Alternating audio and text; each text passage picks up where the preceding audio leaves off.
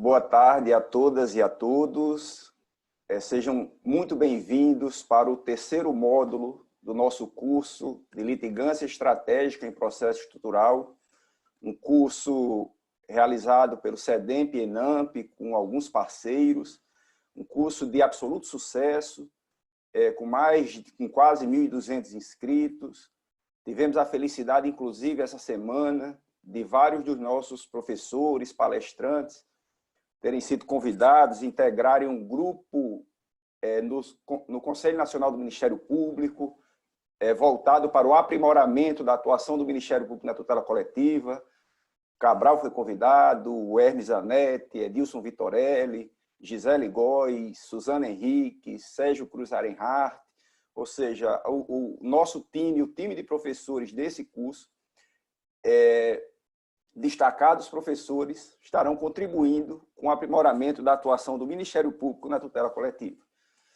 E nesse módulo de hoje, nós temos a honra de trabalhar um aspecto muito importante dos processos estruturais, que é a autocomposição. Sejam muito bem-vindos, nossos ilustres professores, doutora Andressa de Oliveira Lanchotti, doutor Antônio do Passo Cabral, renomados professores, destacados palestrantes. É uma honra muito grande para o SEDEMP e ENAMP recebê-los. Queria cumprimentar o meu amigo Hermes Zanetti Júnior, meu amigo Eduardo Cambi. E, desde já, para o início do nosso evento,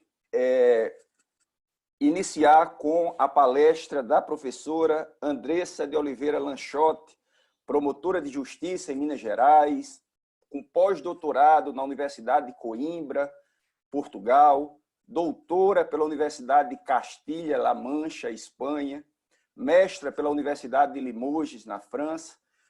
Doutora Andressa, a senhora está com a palavra. Mais uma vez, os nossos agradecimentos por ter atendido tão prontamente o convite que foi formulado pelos grandes coordenadores desse curso, ou seja, um curso que é coordenado pelo professor Hermes Zanetti, pelo professor Antônio do Passo Cabral, é uma certeza de sucesso. Já está com a palavra para a sua exposição. Boa tarde a todos e a todas. Primeiramente, eu gostaria de agradecer o SEDEMP e ENAMP pelo convite de participar desse importante curso, parabenizar, a todos os organizadores, doutor Antônio do Passo Cabral, a quem teremos a honra e a satisfação de ouvir aqui na sequência. Gostaria de agradecer ao doutor Hermes Zanetti também, agradecê-lo pelo convite, doutor Eduardo Cambi, e o senhor, doutor Marcos Aurélio, também parabenizá-lo pela sua exposição. Então, sem mais delongas, eu vou dar início à minha exposição, que vai ser sobre o tema Mecanismos autocompositivos na tutela do meio ambiente, em especial a autocomposição na reparação dos desastres ambientais. Eu vou pedir licença para compartilhar com todos a tela do meu computador. Um momento, por favor. As senhoras e os senhores conseguem visualizar a tela? Sim. Desculpe. Então, primeiramente, eu vou trazer aqui o conceito de desastre. O que é um desastre? O desastre é o resultado de eventos adversos que podem ser naturais ou provocados pelo homem sobre o ecossistema vulnerável, causando danos humanos, materiais, ambientais e prejuízos econômicos e sociais. E de 1900 a 2006, nós temos um registro de 150 desastres ambientais. E esse número ele teve um aumento vertiginoso a partir da década de 1970. E ele traz, esses desastres trazem perdas econômicas astronômicas. Nós temos aí cifras de 53,6 bilhões de dólares entre os anos de 1950 e 1959, passando para mais de 620 bilhões de dólares de prejuízos econômicos entre os anos de 2000 a 2008. Então, nós vemos aí que a atuação humana ela vem incrementando o número e também a magnitude dos desastres ambientais em nível mundial.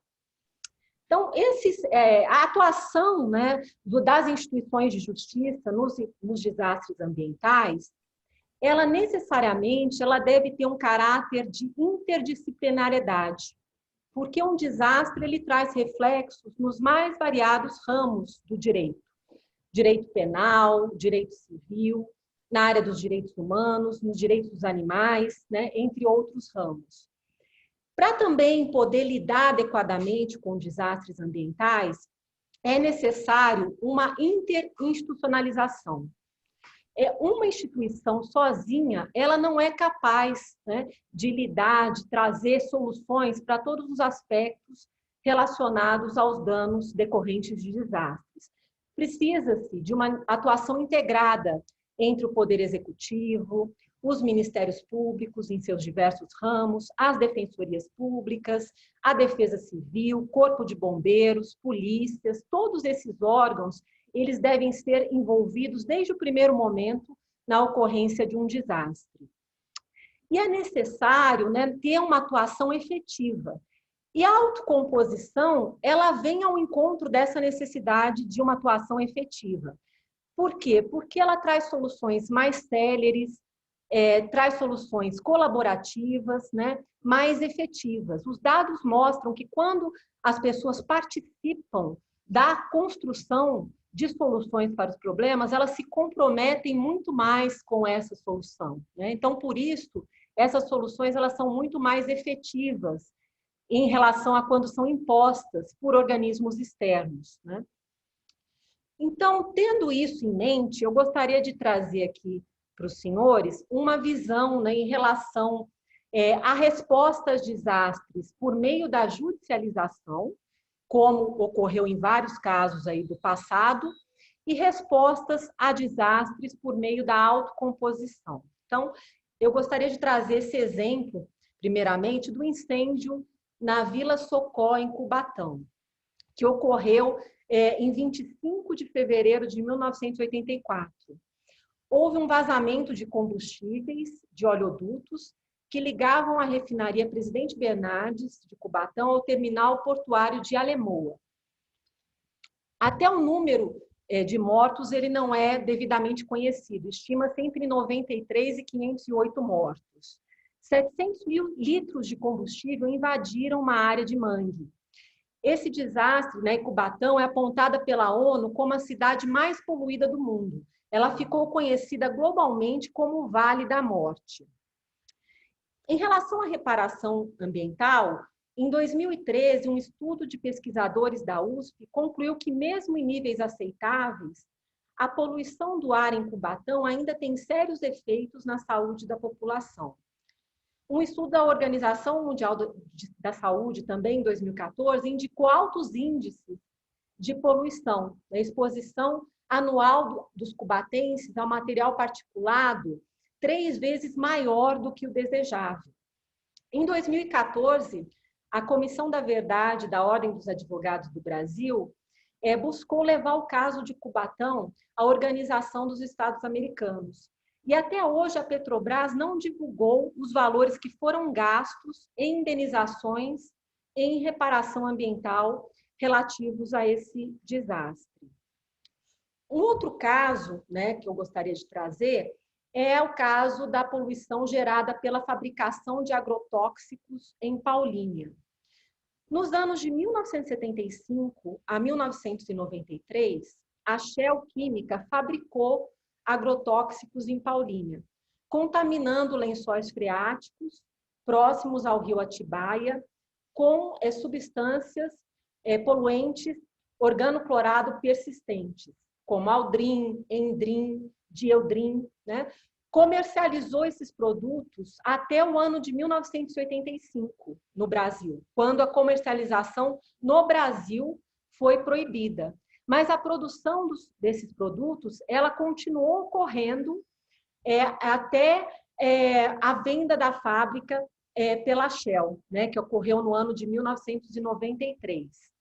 Em 1994, houve uma autodenúncia da Shell junto ao Ministério Público e um TAC, com a construção de uma estação de tratamento que processa toda a água que passa por baixo do terreno sem admissão de qualquer culpa pela contaminação.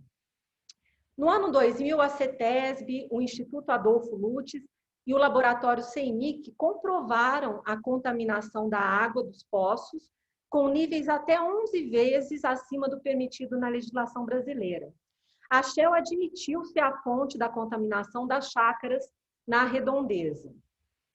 Um ex-funcionário da empresa, ele confirmou a existência de 4 aterros clandestinos dentro da área da fábrica, onde a Shell depositava cinzas do incinerador e resíduos industriais. Apenas em 2001, 8 anos, após já a desativação dessa fábrica, a Justiça de Paulínia determinou que a Shell removesse os moradores de 66 chácaras do Recanto dos Pássaros. E ela também foi obrigada a garantir tratamentos médicos, às pessoas contaminadas. Em 2013, um acordo com mais de 1.000 ex-funcionários garantiu um atendimento vitalício médico nos valores entre 200 milhões de reais de danos morais coletivos e 170 milhões de reais a título de indenização individual. Valores que os senhores podem perceber que são bastante módicos, em relação à contaminação que foi gerada aí durante todo esse período. Então, foi uma reparação que ela não veio no momento adequado, não veio da maneira adequada, nem com toda a magnitude necessária a enfrentar os danos ocasionados pelo desastre da contaminação. Eu vou trazer agora um outro exemplo, que é o caso que nós aqui no Ministério Público de Minas Gerais estamos trabalhando desde 2015, que é o rompimento da barragem de Fundão da mineradora Samarco, em Mariana.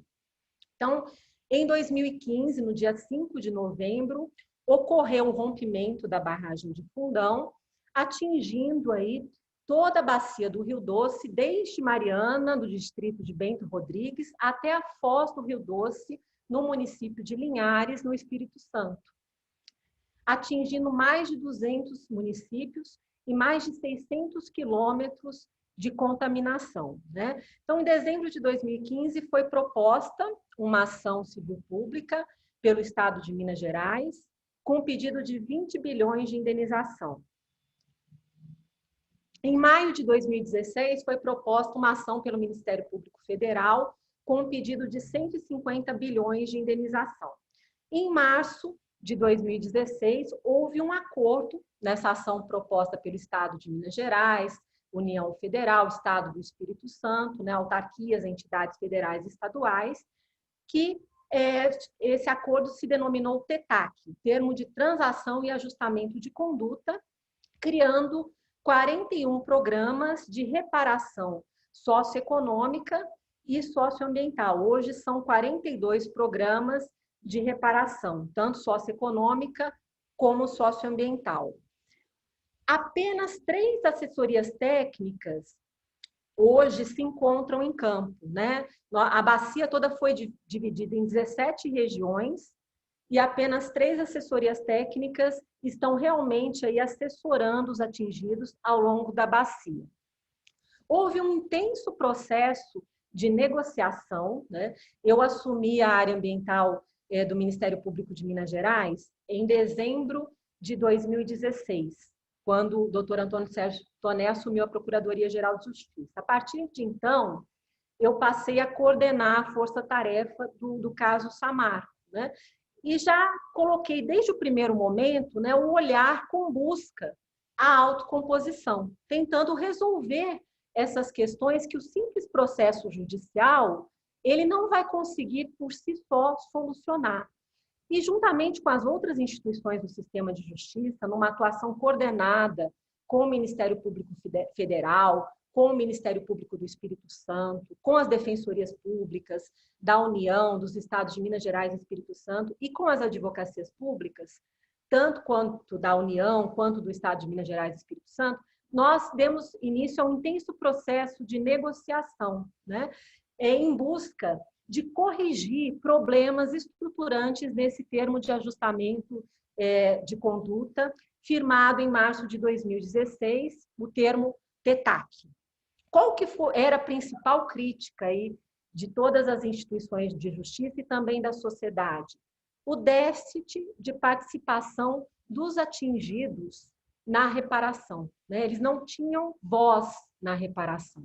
A reparação ela foi feita e foi toda assim visualizada de fora para dentro, sem ouvir os atingidos e as suas necessidades. Então, após uma intensa negociação, com mais de 50 reuniões, logrou-se êxito em firmar-se um termo de ajustamento de conduta, que é chamado de TAC Governança, que teve como escopo dar voz aos atingidos, né? Colocá-los no sistema CIF, que é o sistema interfederativo, do Comitê Interfederativo, que faz toda a fiscalização dos projetos, dos programas implementados pela Fundação Renova. E a partir daí, né, nós tivemos alguns avanços já nessa participação. Houve, a partir do segundo semestre do ano passado, também, no âmbito do processo do caso Samarco, uma iniciativa de autocomposição, né? As instituições de justiça viram a necessidade de impulsionar algumas questões que estavam paralisadas, questões relacionadas à reparação ambiental, questões relacionadas ao estudo de risco à saúde humana, questões relacionadas aos danos aos atingidos. E, num esforço de autocomposição, durante o segundo semestre do ano passado, foram realizadas várias reuniões extrajudiciais. Essa necessidade de autocomposição foi levada ao juízo. O Ministério Público de Minas Gerais, juntamente com a Advocacia Geral do Estado de Minas Gerais, postularam aí que fosse suspenso o processo para uma rodada extraprocessual de negociação e autocomposição. E nessa rodada foram identificados 10 eixos prioritários para a atuação das instituições de justiça e para a reparação ambiental e econômica. Então, foram divididos em 10 eixos. O primeiro, recuperação ambiental extra e intracalha, risco à saúde humana, reassentamento das comunidades atingidas, infraestrutura, retorno operacional da hidrelétrica Risoleta Neves, medição de performance e acompanhamento das ações da Fundação Renova, o cadastro das pessoas atingidas, a retomada das atividades econômicas, abastecimento de água para consumo humano e contratação de assessorias técnicas. Então, nós conseguimos, nessas rodadas de negociação, primeiro só com as instituições de justiça e com seus experts, delimitando quais seriam essas ações que precisariam ser impulsionadas, precisariam de uma atuação emergencial, e depois de feita essa delimitação com ações, cronogramas, prazos, propostas, nós fizemos reuniões de negociação com a Samarco e suas controladoras, as empresas Vale e BHP. E, a partir daí, conseguimos consenso em vários temas. E esses temas objeto de consenso, eles foram levados à homologação judicial. Isso ocorreu em dezembro do ano passado, né? Já permitindo aí avanços em alguns temas importantes. Em relação às questões que não foram objeto de consenso, o juízo ele já fixou esses pontos controvertidos, teve a oportunidade de receber os pareceres técnicos, tanto das instituições de justiça, dos seus experts, quanto das empresas poluidoras, Samarco e suas controladoras e Fundação Renova, e vem decidindo sobre esses temas. Então, nós conseguimos aí avanços concretos desde o segundo semestre do ano passado até agora, né, em questões caras, como, por exemplo, a reparação das residências de moradores que foram atingidos pela onda de rejeitos. Então, foi definida perícias. Hoje, nós já temos laudos periciais de todas as casas atingidas no Espírito Santo, por exemplo, né? Foi também definida a perícia para a questão da poluição do Rio Doce, para aferir a situação da pesca, entre outros ganhos importantes. Então, é só mostrando para os senhores que a autocomposição na questão ambiental, ela é possível também quando nós temos questões complexas já judicializadas. E, nesse sentido, nós estamos atuando no caso do rompimento das barragens da Vale em Brumadinho desde o primeiro momento, né? Nós sabíamos já pela experiência do desastre anterior, do grande desastre que vitimou a bacia do Rio Doce, a necessidade de uma atuação imediata das instituições de justiça. Então, aqui, essa foto que eu mostro para os senhores é uma foto que foi tirada na Procuradoria-Geral de Justiça no dia 25 de janeiro de 2019, na noite do dia 25 de janeiro. E nessa foto, os senhores podem observar a presença de representantes de várias instituições, né? Ministério Público Federal, Advocacia Geral do Estado, coordenando os trabalhos, o Procurador-Geral de Minas Gerais, que convocou essa reunião para o dia 25, polícias, Defesa Civil, todos aí já estavam tendo uma atuação articulada desde o primeiro momento. Esse desastre, ele foi um desastre de consequências humanas ainda mais devastadoras que o desastre do rompimento da barragem de Fundão, né? Fundão trouxe 19 mortos, em Brumadinho foram 270 mortos, sendo que 11 pessoas ainda continuam desaparecidas, né? Imediatamente houve a suspensão, né, da captação de água da bacia do Rio Paraopeba. Belo Horizonte, toda a sua região metropolitana, ela é servida por duas bacias de abastecimento, Rio das Velhas e Bacia do Paraopeba. Com o rompimento, metade do sistema foi inutilizado e continua inutilizado até hoje. Então, o Ministério Público, sabendo da necessidade de ter uma atuação rápida, no dia 25 de janeiro, ingressou com uma tutela cautelar em caráter antecedente, buscando o bloqueio de valores da mineradora Vale para reparação emergencial socioambiental. Foram bloqueados no dia 25, 5 bilhões de reais. Essa mesma atuação foi também feita para reparação socioeconômica. No dia 26 de janeiro, nós ingressamos com uma tutela cautelar antecedente, postulando bloqueio de 5 bilhões de reais para reparação emergencial aos atingidos, né? Esses valores continuam bloqueados até hoje. E a Advocacia Geral do Estado, também no dia 25 de janeiro, ela ingressou com uma ação judicial pedindo bloqueio de 1 bilhão de reais e reparação de danos emergenciais socioeconômicos e socioambientais. Essas ações, elas tramitam hoje e conjuntamente na segunda vara de Fazenda Pública e Autarquias de Belo Horizonte. Então, o Ministério Público de Minas Gerais, a Advocacia Geral do Estado e a Defensoria Pública, que também aderiu ao polo ativo das duas ações, né? Hoje são as instituições de justiça que estão no polo ativo desse processo que se mostrou um grande processo estruturante. E eu vou mostrar para os senhores por quê, né? Logo no primeiro momento, nós vimos a necessidade de trazer os atingidos para a mesa. Então, na semana seguinte ao desastre, já foram realizadas reuniões relativas ao auxílio emergencial, né, o pagamento emergencial aos atingidos que perderam com o desastre toda a sua fonte de renda e de sustento.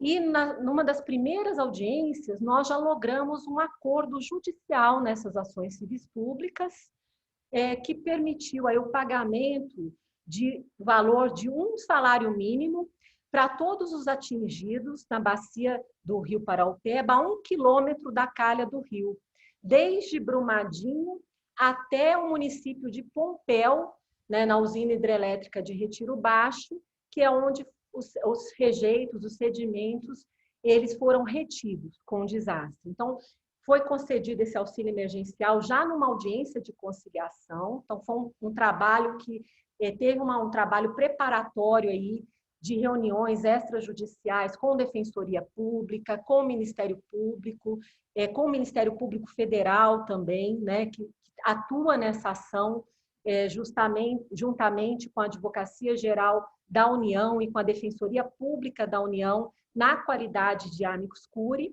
e as instituições de justiça, de maneira coordenada, elas vêm fazendo esse trabalho aí desde um primeiro momento. O juiz também teve um papel muito importante nessa condução. ele designou e vem designando audiências periódicas para a autocomposição, para o tratamento dos temas mais urgentes.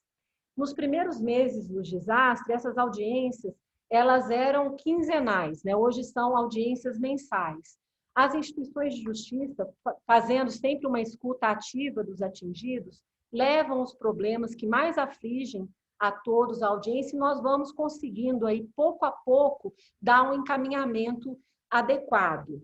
Na reparação socioambiental, o Ministério Público de Minas Gerais também, além da ação judicial, ele viu a necessidade de estar em campo desde o primeiro momento para aferir se as medidas de reparação colocadas em prática pela Vale, se elas estavam ou não sendo adequadas, né? O rompimento da barragem B1 levou também um rompimento de outras duas barragens, B4 e B4A. E, além disso, solapou, causou danos estruturais bastante importantes para uma outra barragem do complexo, a barragem B6, que tinha risco de um rompimento iminente no final de semana do rompimento. Então, o Ministério Público, ele acionou uma empresa de auditoria externa, a empresa Eicon, que ingressou no site no dia 27 de janeiro, né, como perito do Ministério Público, num primeiro momento, para aferir a situação de segurança da barragem B6 e também para verificar se as ações de remediação que a Vale estavam tomando, se realmente elas eram adequadas e suficientes. Então, iniciou-se essa atuação, né, como perito judicial, e no dia 15 de fevereiro nós fizemos o nosso primeiro termo de ajustamento de conduta entre o Ministério Público e a Vale, tendo por objeto a reparação desse desastre. Então, esse termo de ajustamento de conduta, ele previu a auditoria externa independente da Eicon para todas as medidas de reparação implementadas pela Vale. Então, isso permitiu aí ao Ministério Público e às outras instituições de justiça terem um conhecimento real da situação, né? E buscar aí as melhores técnicas disponíveis para a reparação. Como eu disse, esse desastre ele causou impactos à fauna, flora, mas um impacto muito grave ao abastecimento da população da região metropolitana de Belo Horizonte, né? Então, nós fizemos com a Vale negociações que culminaram num acordo firmado no dia 8 de julho de 2019. Toda essa negociação ela foi feita judicialmente nas audiências e também diante do seu aspecto técnico, né, da necessidade de aprofundamento das questões, em reuniões extrajudiciais. No dia 8 de julho, nós firmamos o chamado TAC Água, que previu a construção de uma nova captação na bacia do Paraopeba, a montante do ponto de rompimento. Então, hoje essas obras já estão em estágio final, há uma expectativa aí que elas sejam concluídas até o final do ano. O prazo inicial, inclusive o prazo previsto no TAC, foi de entrega dessa nova captação em setembro desse ano, só que houve um impacto gerado pela Vale, reflexos também decorrentes da pandemia, que impactou esse cronograma, né? Nós fizemos alguns aditivos a esse TAC.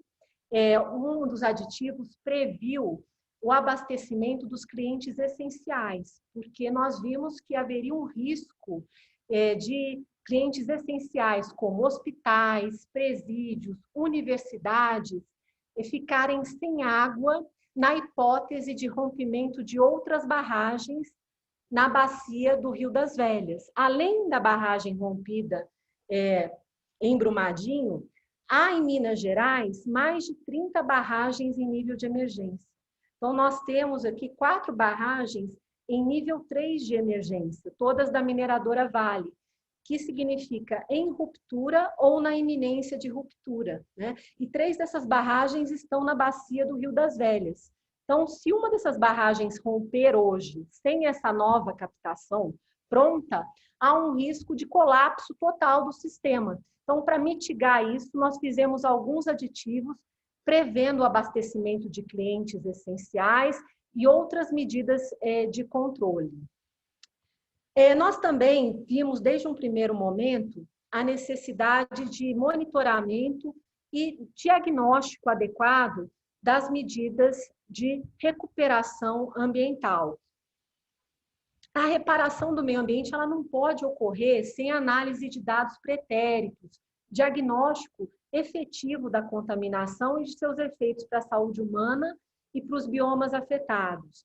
Então, nós fizemos uma negociação com a Vale, juntamente com o Estado de Minas Gerais, por meio da AGE, e essa negociação ela culminou com um acordo que foi firmado no dia 13 de novembro de 2019, que é o TAC Monitoramento da Qualidade da Água e Sedimentos. A Vale ela implementou uma ampla rede de monitoramento da qualidade da água em Minas Gerais, em decorrência do desastre.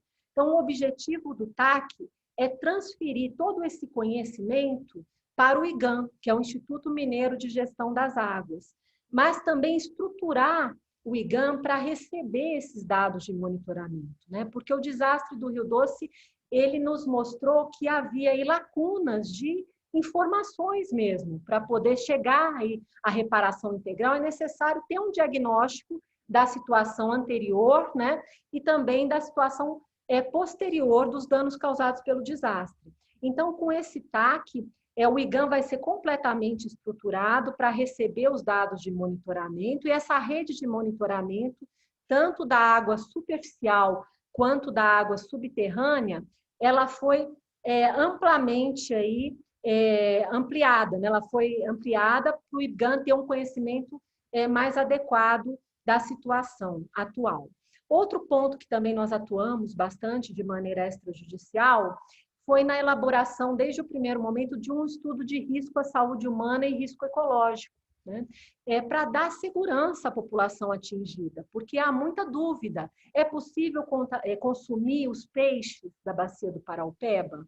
Hoje nós não temos essas respostas ainda, né? A pesca ela foi suspensa em toda a bacia do Rio Paraupeba, mas um estudo de risco vem sendo conduzido pelos órgãos públicos, custeado pela Vale e auditado pela auditora do Ministério Público, né, no caso a EICOM, com ampla participação dos atingidos. Então, estão sendo realizadas reuniões nos 29 municípios alvo desse estudo de risco. Então, as populações desses municípios estão tendo a oportunidade de apresentar, né, suas dúvidas, seus questionamentos para essa equipe que está fazendo o estudo, e a Vale, no seu papel de poluidora pagadora, ela está custeando esses estudos.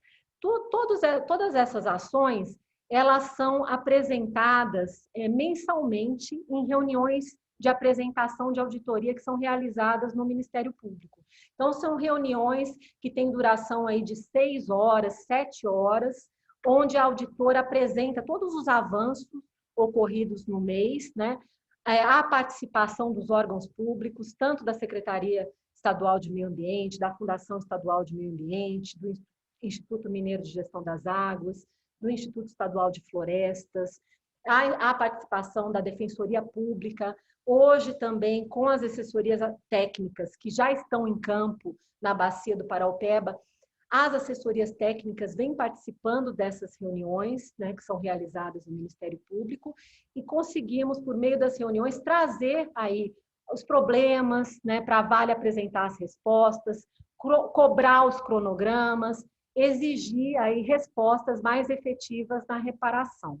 Então, só para demonstrar para os senhores que é possível, mesmo já com uma ação proposta, né, com uma ação que tramita judicialmente, a gente conseguir soluções autocompositivas que trazem resultados aí mais céleres e efetivos para a sociedade.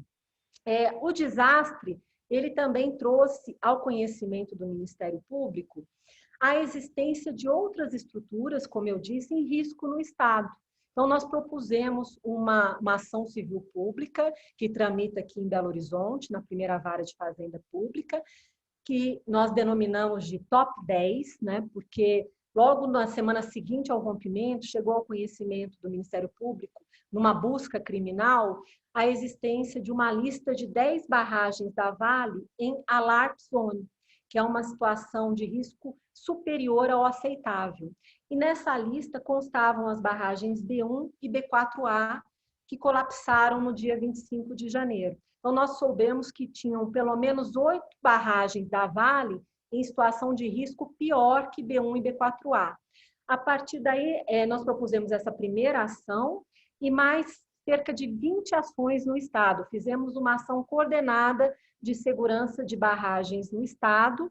O objeto dessas ações foi a designação, a contratação de empresas de auditoria verdadeiramente independentes para prestar informações ao Ministério Público e aos órgãos de Estado sobre a real situação de segurança das barragens. Até o rompimento da barragem da Vale em Brumadinho, jamais uma barragem em Minas Gerais havia tido seu nível de emergência acionado. Então, a informação que chegava para os órgãos fiscalizadores é que as barragens não tinham problemas, né? Nós verificamos que isso era irreal. Daí a necessidade de ter auditorias independentes, custeadas pela empresa poluidora, mas com uma governança estabelecida de uma maneira que que essas empresas prestassem informações aos órgãos públicos. Então, nessas mais de 20 ações que foram propostas, nós conseguimos, ao longo de 2019 e 2020, firmar cerca de 30 acordos, né, judiciais e extrajudiciais com a Vale, e hoje há cerca de 100 estruturas, barragens e diques existentes da Vale em Minas Gerais estão sendo auditados. Então, os órgãos de fiscalização, eles estão recebendo as informações e estão conseguindo agir de maneira mais efetiva. Nós vimos com o desastre também a necessidade de ter uma preparação melhor para a emergência. Com o rompimento, muitos animais foram impactados, né? Ficaram sem condições de receber água, alimento, né? Porque além daqueles animais que estão na zona de autossalvamento, todos os animais que estão na zona de inundação, na mancha de inundação, eles necessitam de uma atuação humana para resguardar suas vidas. Então, com esse escopo, nós firmamos um TAC com a Vale, chamado TAC Fauna, que tem uma abrangência estadual, que ele permite fazer um planejamento e ter o conhecimento dos animais existentes nas zonas de inundação das barragens da Vale. Então, esses animais eles estão sendo cadastrados, eles estão sendo esterilizados, né?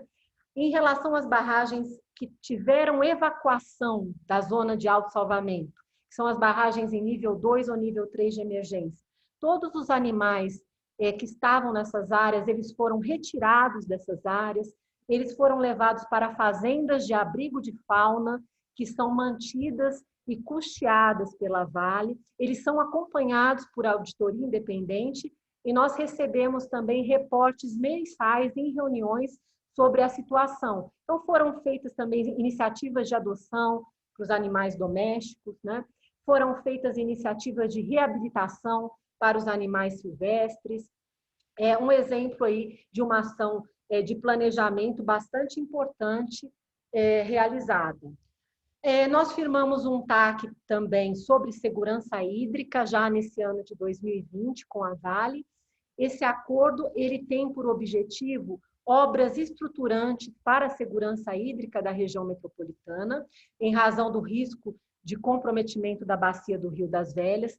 São obras bastante complexas, vultosas, né? E a Vale hoje está fazendo estudos de viabilidade para a realização dessas obras que vão, de fato, trazer segurança de abastecimento hídrico para a região metropolitana.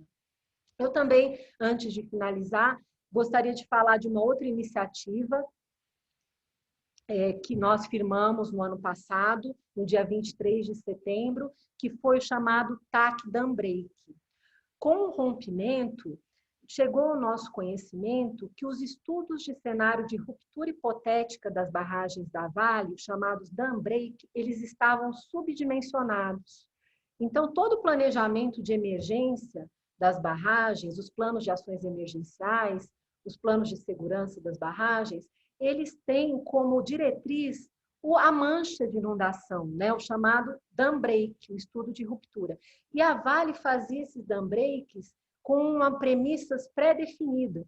pré-definidas, como se apenas 35% dos rejeitos eles mobilizassem, saíssem da barragem na hipótese de rompimento. E como se esses rejeitos fossem apenas água, né, e não rejeitos. Então, para os senhores terem ideia, em Fundão, mais de 80% dos rejeitos mobilizaram, né? Em Brumadinho, também um percentual superior a 70% dos rejeitos mobilizaram com o rompimento. As manchas estavam subdimensionadas, assim o planejamento de emergência. Então, o Ministério Público, com o apoio da sua assessoria técnica, ele elaborou um termo de referência para a elaboração dos estudos de cenário de ruptura. E esse termo de referência, num primeiro momento, ele foi acolhido para Minas Gerais, foi expedido um ofício conjunto do Ministério Público e da Defesa Civil, dando prazo para todas as mineradoras refazerem os seus estudos de cenário de ruptura de barragem.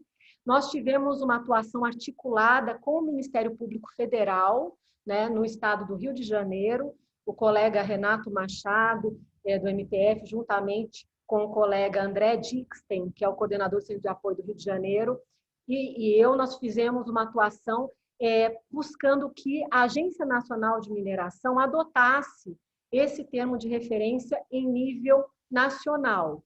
Então, essa atuação ela foi exitosa e esse termo de referência ele foi incorporado na Resolução 32 de 2020 da ANM. Então, hoje, todo o Brasil, todas as barragens do Brasil devem ter estudos de ruptura adequados, com a metodologia adequada, com critérios adequados, permitindo um melhor planejamento para emergência. Então, são essas as informações que eu gostaria de compartilhar com vocês, né? Espero que tenha podido passar um pouquinho da nossa atuação por meio da autocomposição nos desastres do caso de Brumadinho e também do caso do rompimento da barragem de Fundão da mineradora Samarco. Estou à disposição de todos para responder às perguntas que me forem formuladas. Muito obrigada.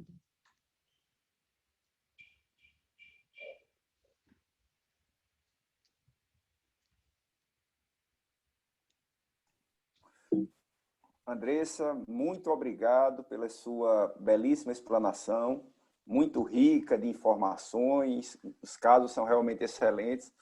Queria até lhe dizer que eu tenho um particular interesse, porque eu tenho inclusive um livro que está aí para sair, inclusive foi prefaciado aqui pelo meu amigo Hermes Zanetti Júnior, onde eu trabalho também a tutela coletiva extrajudicial à luz do caso do Rio Doce.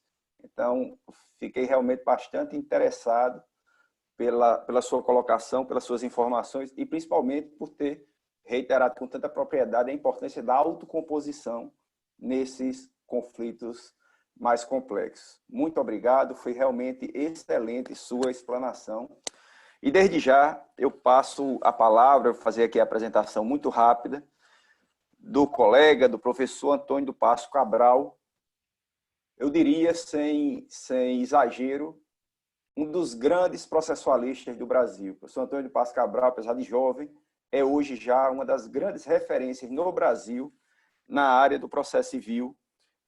Cabral, acabei de ler seu livro, inclusive terminei hoje, sobre segurança jurídica e regras de transição, conhecimento aí aprofundado do direito alemão, assim, genial como sempre. Inclusive recomendo bastante, o livro é excelente. O professor Antônio de Passo Cabral, ele é procurador da República no Rio de Janeiro, professor da UERJ, ele tem pós-doutorado na Universidade de Paris 1, na França, é livre docente pela USP, doutor e mestre pela UERJ. Professor Antônio de Passo Cabral, você tem a palavra para a sua exposição.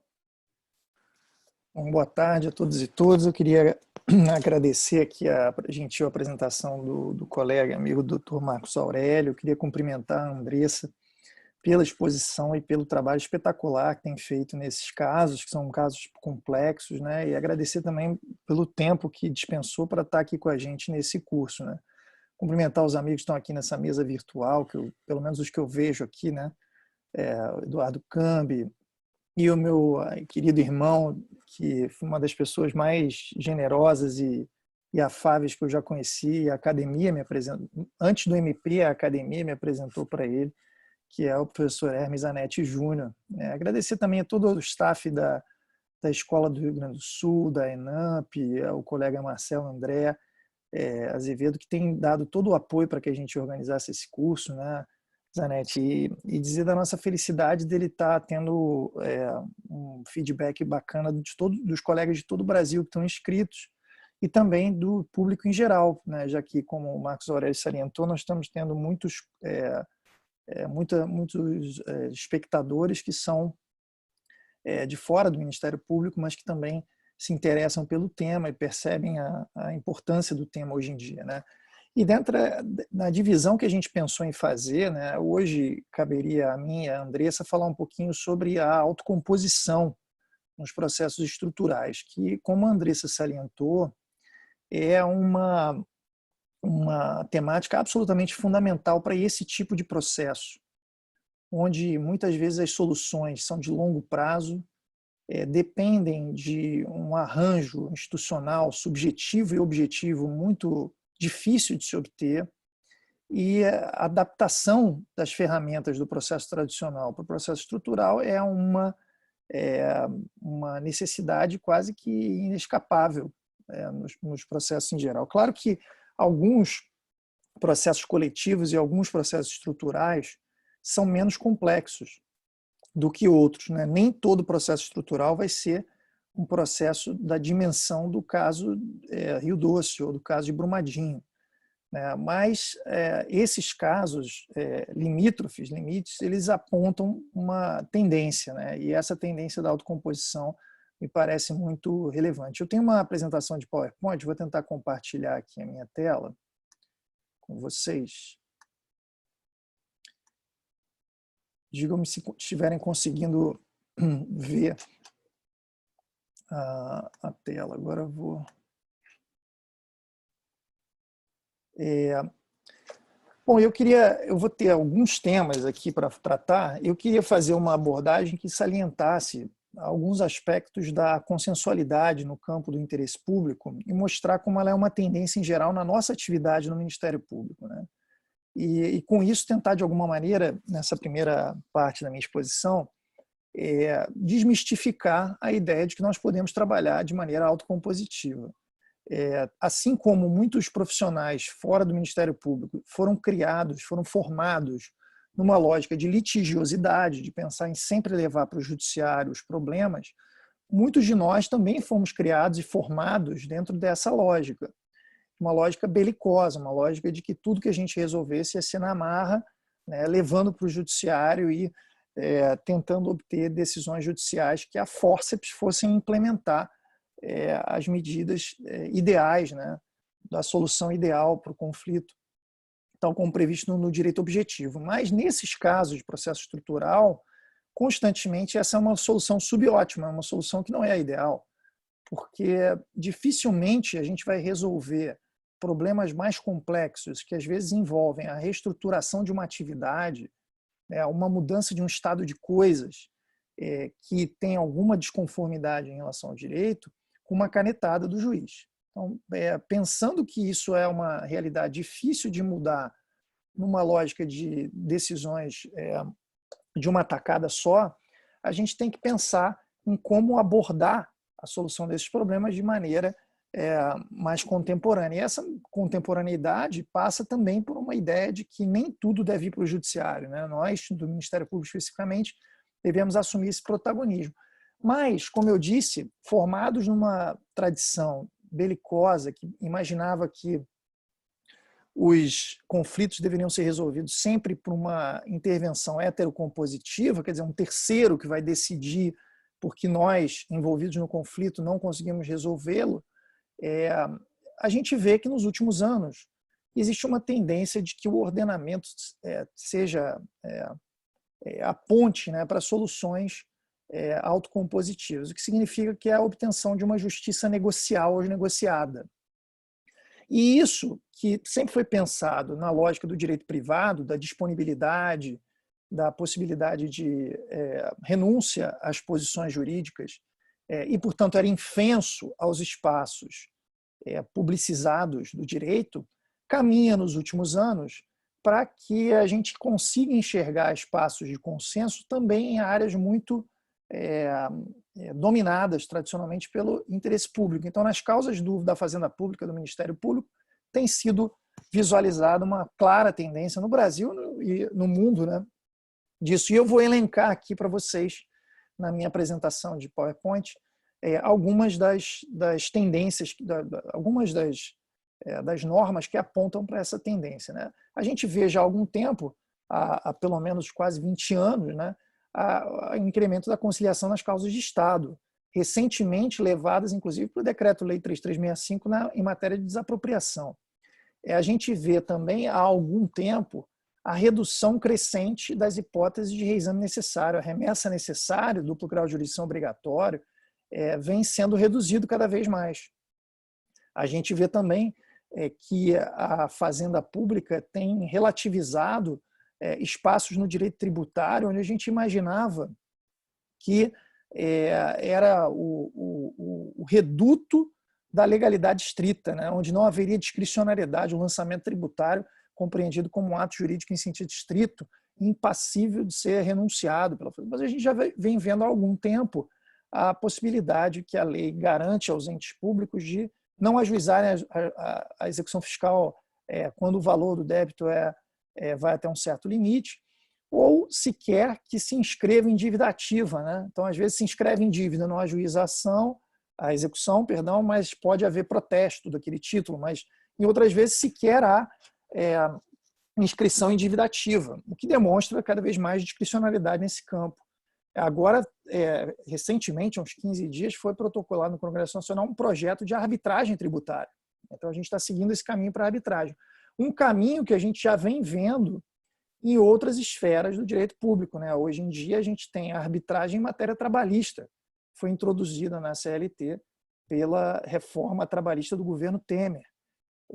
A gente tem a arbitrabilidade de conflitos da Fazenda Pública. A alteração na lei de arbitragem, em 2005, prevê a arbitrabilidade objetiva de conflitos da Fazenda Pública. Eu vou voltar a esse assunto mais adiante.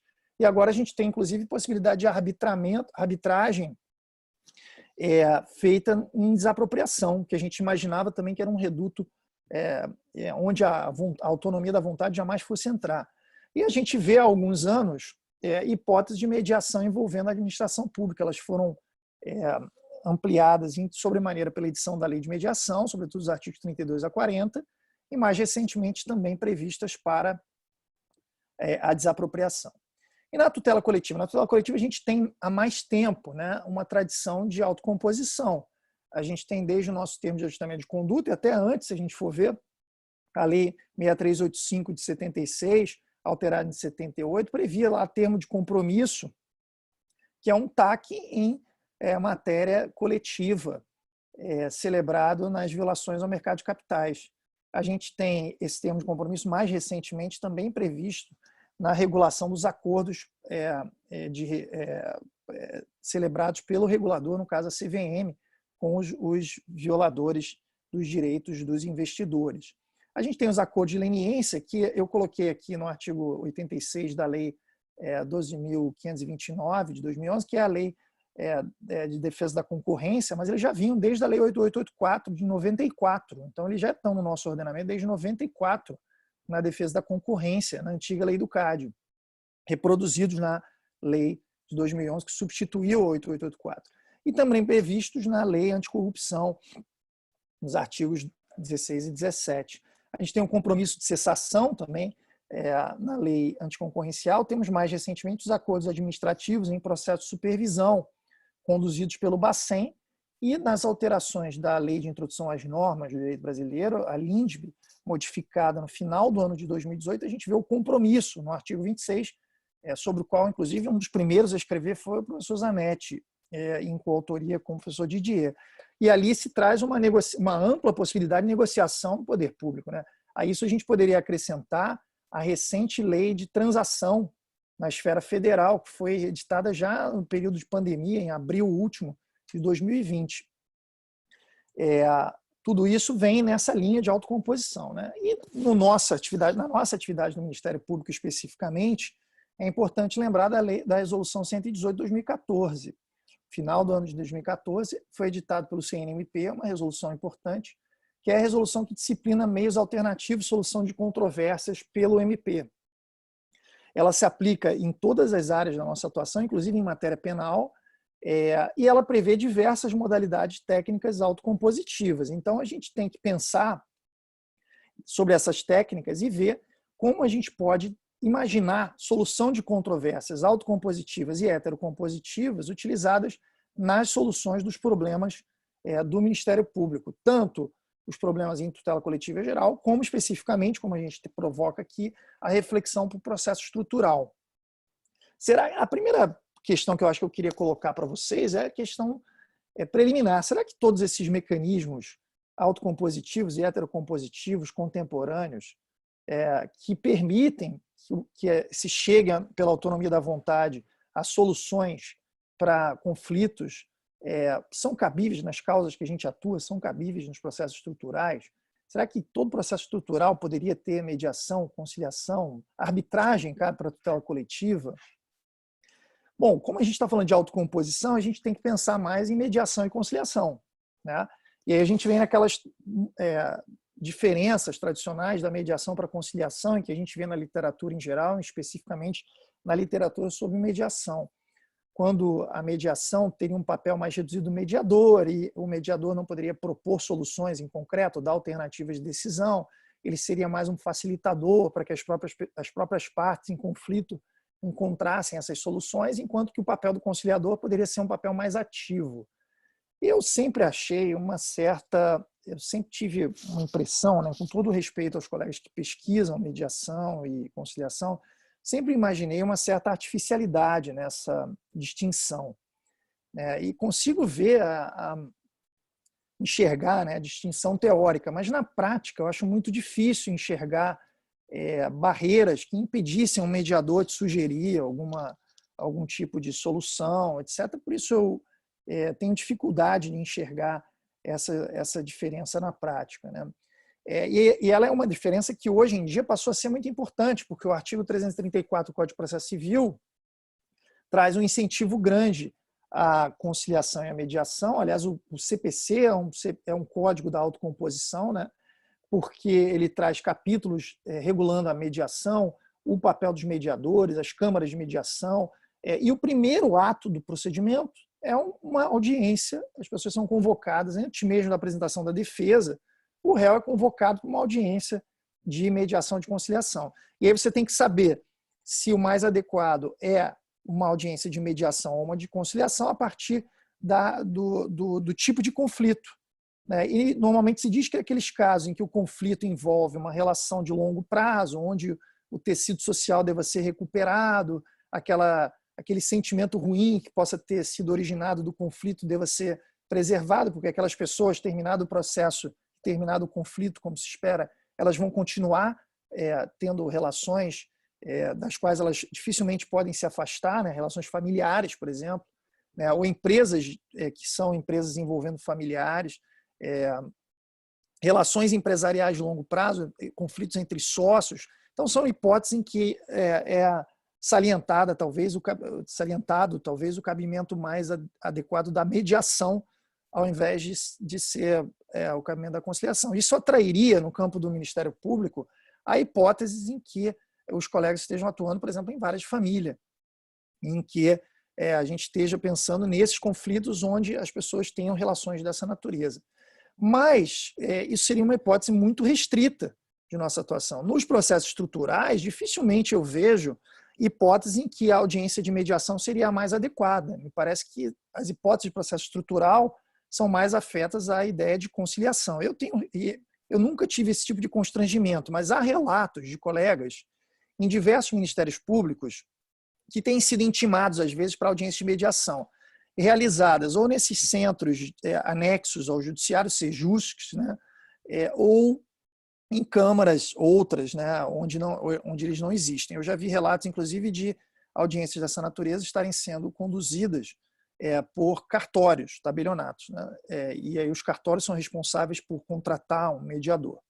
E aí vem aquela questão que é bonita às vezes na teoria, mas que nos nossos conflitos parece um pouco estranha, né? Eu lembro de um colega que é muito formal, eu acho que a gente não precisa ter essa formalidade toda, mas que foi chamado para uma dessas audiências de mediação e chegou lá, o mediador começou a expor, né, a ideia da mediação, aquela idealização do procedimento de mediação, que ele vai resolver o problema e vai resgatar nossas relações e tal.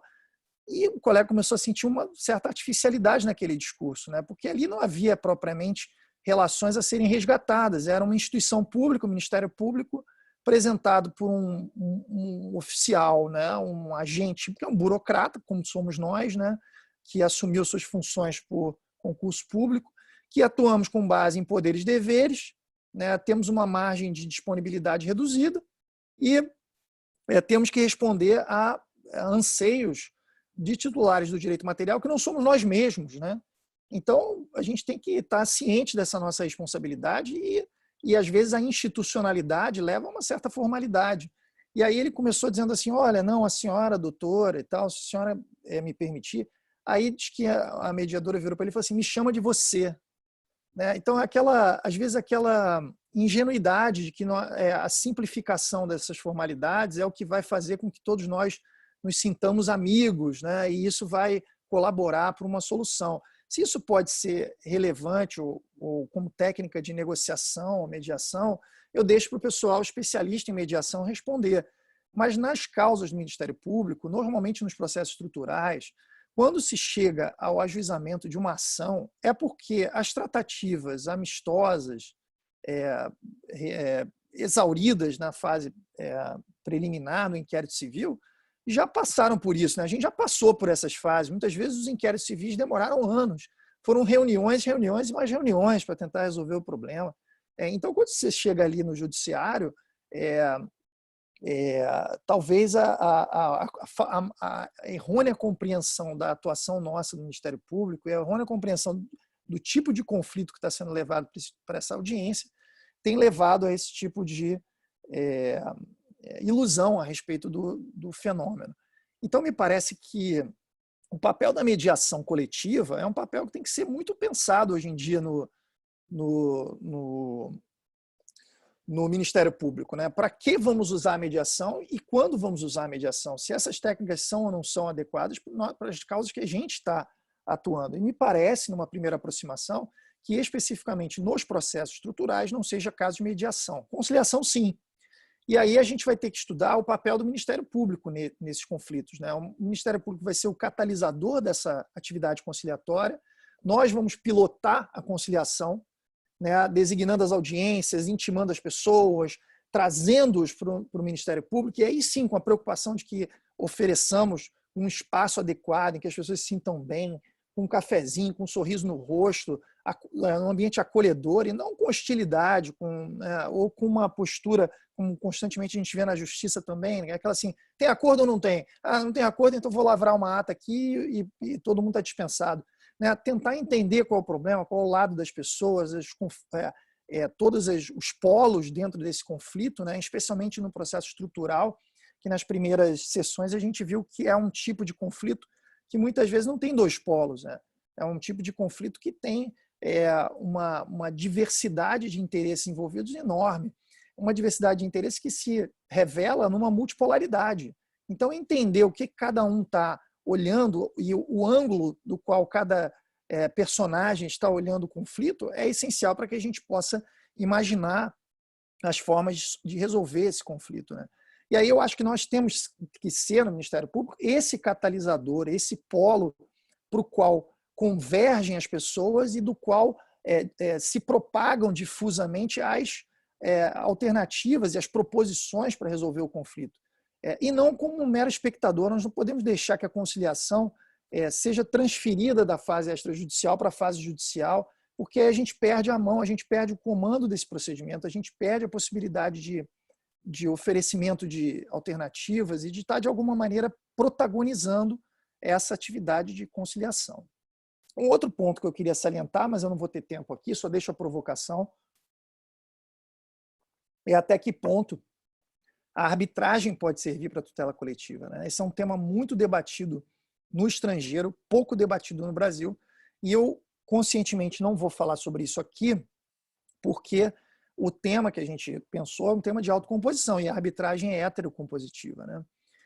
Porém, qual é o interesse que a gente deve ter no MP nessa temática? Porque agora a administração pública começa a levar questões para a arbitragem.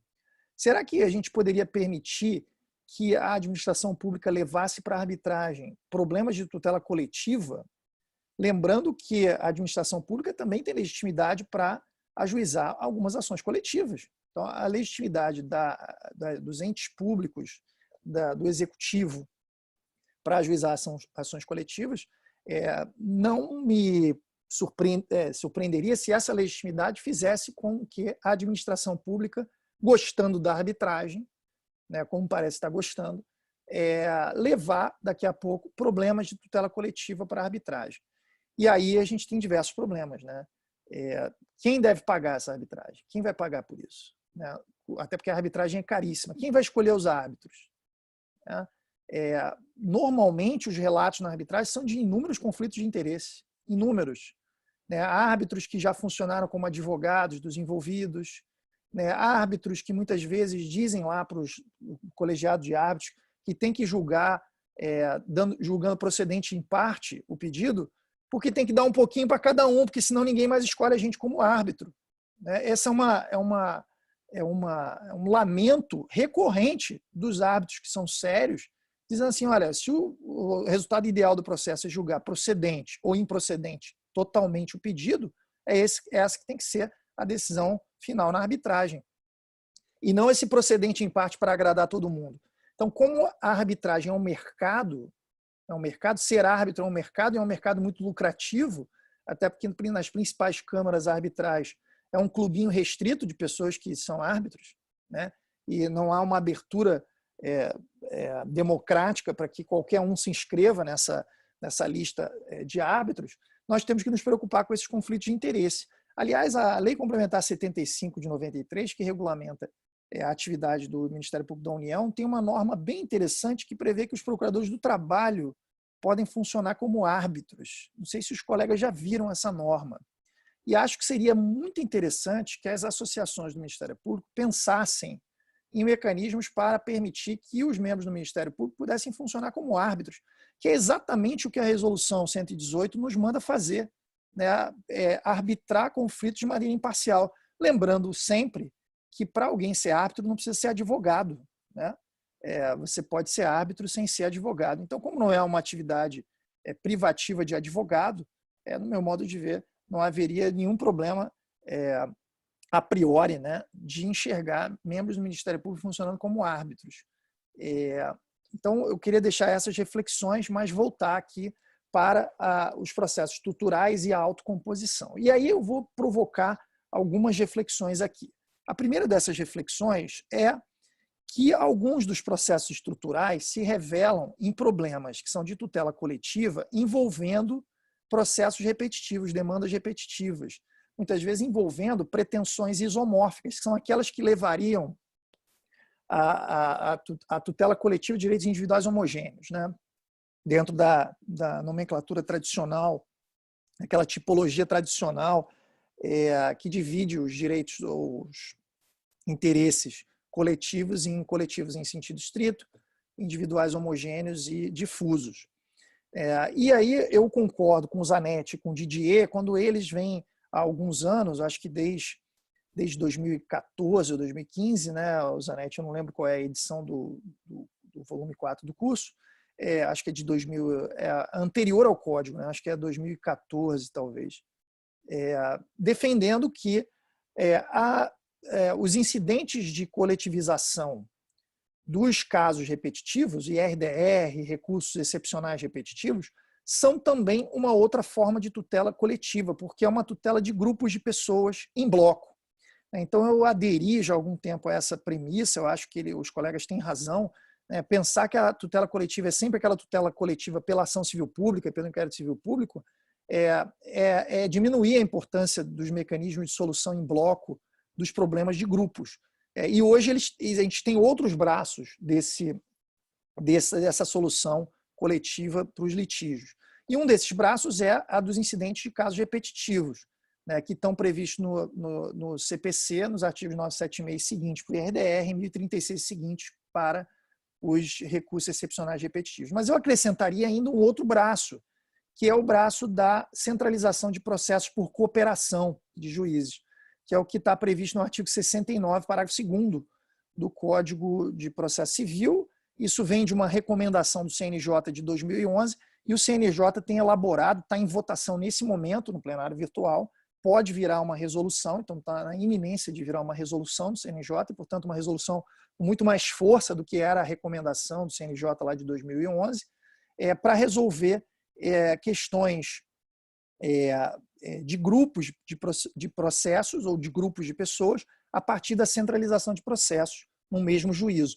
Uma centralização que pode ser apenas para um ato, não precisa ser para o processo inteiro, não precisa determinar-se o julgamento de processos num juízo concentrado. Isso pode acontecer, mas pode ser, por exemplo, a produção de prova comum a todos esses processos, né? Então, são mecanismos contemporâneos de solução coletiva que podem ser resolvidos e podem ser resolvidos por mecanismos autocompositivos, né? Que são esses atos conjuntos e concertados entre juízes. Um exemplo prático que a gente teve aqui antes do CPC ainda, que eu sempre cito, é o exemplo de Volta Redonda, no Rio de Janeiro, onde a Justiça Federal enfrentou um problema que foram rachaduras num conjunto habitacional. Eram rachaduras enormes que fizeram com que o conjunto habitacional tivesse que ser evacuado, né? E as pessoas foram levadas a um ginásio poliesportivo da cidade, onde estavam vivendo, morando temporariamente, e aí ajuizaram centenas de ações, né, para pedir liminarmente, né, por tutela provisória, na época tutela antecipada, pagamento de hotel, e que a construtora e a vendedora, a imobiliária, fossem responsáveis por indenizá-las por uma construção indevida. E aí os juízes, na época, usando argumentos de eficiência, etc., reuniram-se, suspenderam todos os processos, deram um despacho conjunto em todos eles, dizendo que eles iam realizar uma perícia única e que, se as partes quisessem quesitar e apresentar assistentes técnicos, que deveriam fazê-lo no processo número tal, né? E com isso fizeram uma perícia única, dividindo os custos depois entre todos os processos. Então, uma redução de tempo e custo enorme, e hoje essa mesma providência pode ser realizada pelo mecanismo do artigo 69, parágrafo 2º, que é a centralização de processos repetitivos. Uma centralização que não é feita, como no IRDR, em segunda instância, é feita na primeira instância, né? E pode ser utilizada também para questões de fato, quando os repetitivos têm uma limitação apenas para as questões de direito. E aí a gente, pensando nessa autocomposição, nesses processos estruturais que envolvem matéria repetitiva, a gente tem visto na prática inúmeros problemas. O primeiro problema, quando há repetitivo, IRDR, por exemplo, ou centralização. O problema é quem negocia, porque se nas ações coletivas, no formato tradicional de tutela coletiva pela ACP, a gente tem os legitimados extraordinários que atuam de maneira a levar em juízo, né, em nome da coletividade ausente, esse direito, aqui a gente não tem essa figura do legitimado extraordinário. E aí a gente tem um problema de representatividade adequada. Por isso que me parece, eu tenho falado sobre isso quando eu falo sobre IRDR, né, nos repetitivos, que o papel dos colegas do Ministério Público nos tribunais de apelação, os procuradores de justiça, os procuradores regionais do trabalho da República, que atuam nos tribunais, quando atuarem em IRDR, pode ser um papel responsável por isso, por tomar as rédeas do procedimento de negociação coletiva nos casos repetitivos, né? E a gente tem visto maus exemplos de negociação nesses casos, né? Talvez o maior deles seja o caso dos expurgos inflacionários, que globalmente considerado, talvez seja a maior litigância do Brasil, ainda pendente hoje na Justiça. Envolvendo bilhões em dinheiro, que foram acordados com procedimentos que ninguém sabe de onde vieram, né? Com alto grau de opacidade, falta de transparência, resolvidos no gabinete de ministro supremo, com déficit de participação e sem clareza sobre os critérios que foram aplicados para estimar os danos. A gente tem hoje falado, inclusive a Andressa, que é do meio ambiente, como eu, né, e muitos outros colegas devem estar nos assistindo, a gente tem falado hoje em matriz de danos, né? E é um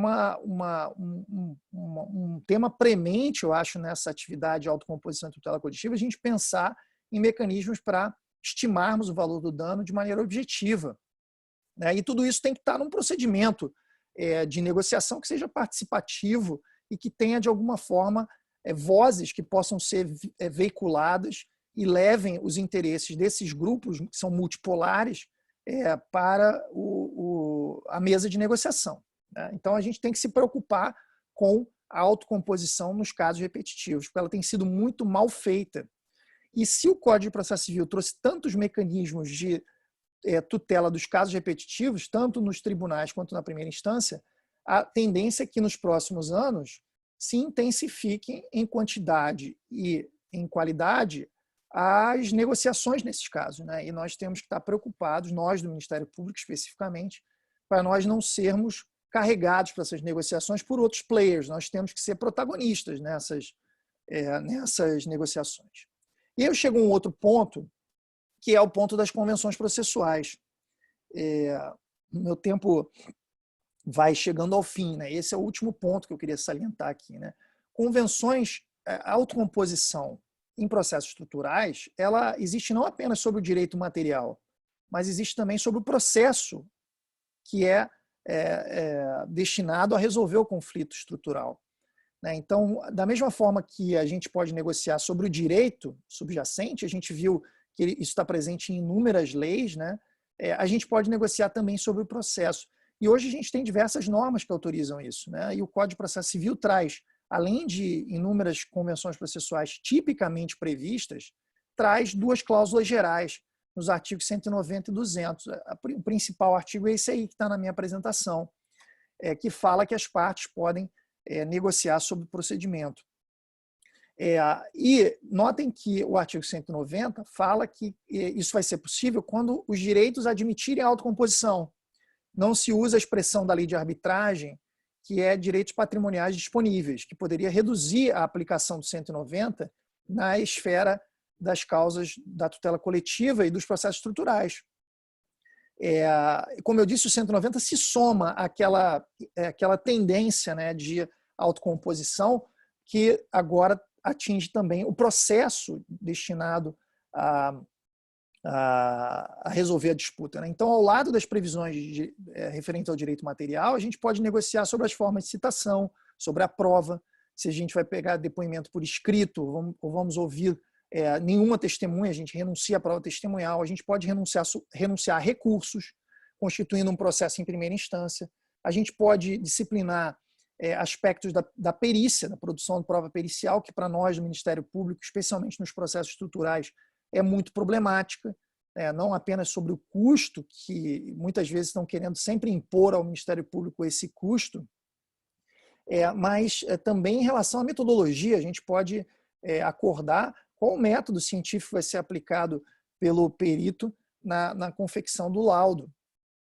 E eu estava ouvindo a Andressa falar aqui sobre tantas dificuldades de acompanhamento, de medições, né, que um caso como o de Brumadinho trazem, e o caso do Rio Doce, que eu estava vendo justamente a utilidade disso, de regulagem de perícias, né, inclusive com a escolha do perito, que é uma convenção processual expressa no CPC, que está no artigo 471. Então, esse é um tema do nosso tempo, um tema muito importante, e que, curiosamente, não só vem do 190, mas um pouquinho antes já estava previsto na própria resolução 118 do CNMP. A resolução 118 do CNMP, nos artigos 15 a 17, prevê expressamente convenções processuais e diz que elas podem ser incluídas no termo de ajustamento de conduta. E aí, muitas vezes, a gente já tem visto os colegas introduzindo convenções dessa natureza. O pactum de não petendo, a promessa de não processar, é uma convenção muito comum hoje em dia. A gente tem acordo de não persecução penal, acordo de não persecução civil. O que são o acordo de não persecução penal e o acordo de não persecução civil do que uma promessa de não processar, em troca de outras contrapartidas, né? A cláusula paga e repete, muito estudada no direito privado, né, em que o indivíduo renuncia temporariamente a certas alegações e ele só pode alegar aquilo depois que cumprir determinadas cláusulas. O que é muito comum na nossa atividade, porque o sujeito vai lá, comparece, fala tudo que a gente quer ouvir, assina o TAC e aí muda o escritório de advocacia, 6 meses depois ele entra com uma ação anulatória para anular o próprio TAC que ele assinou com a gente, né?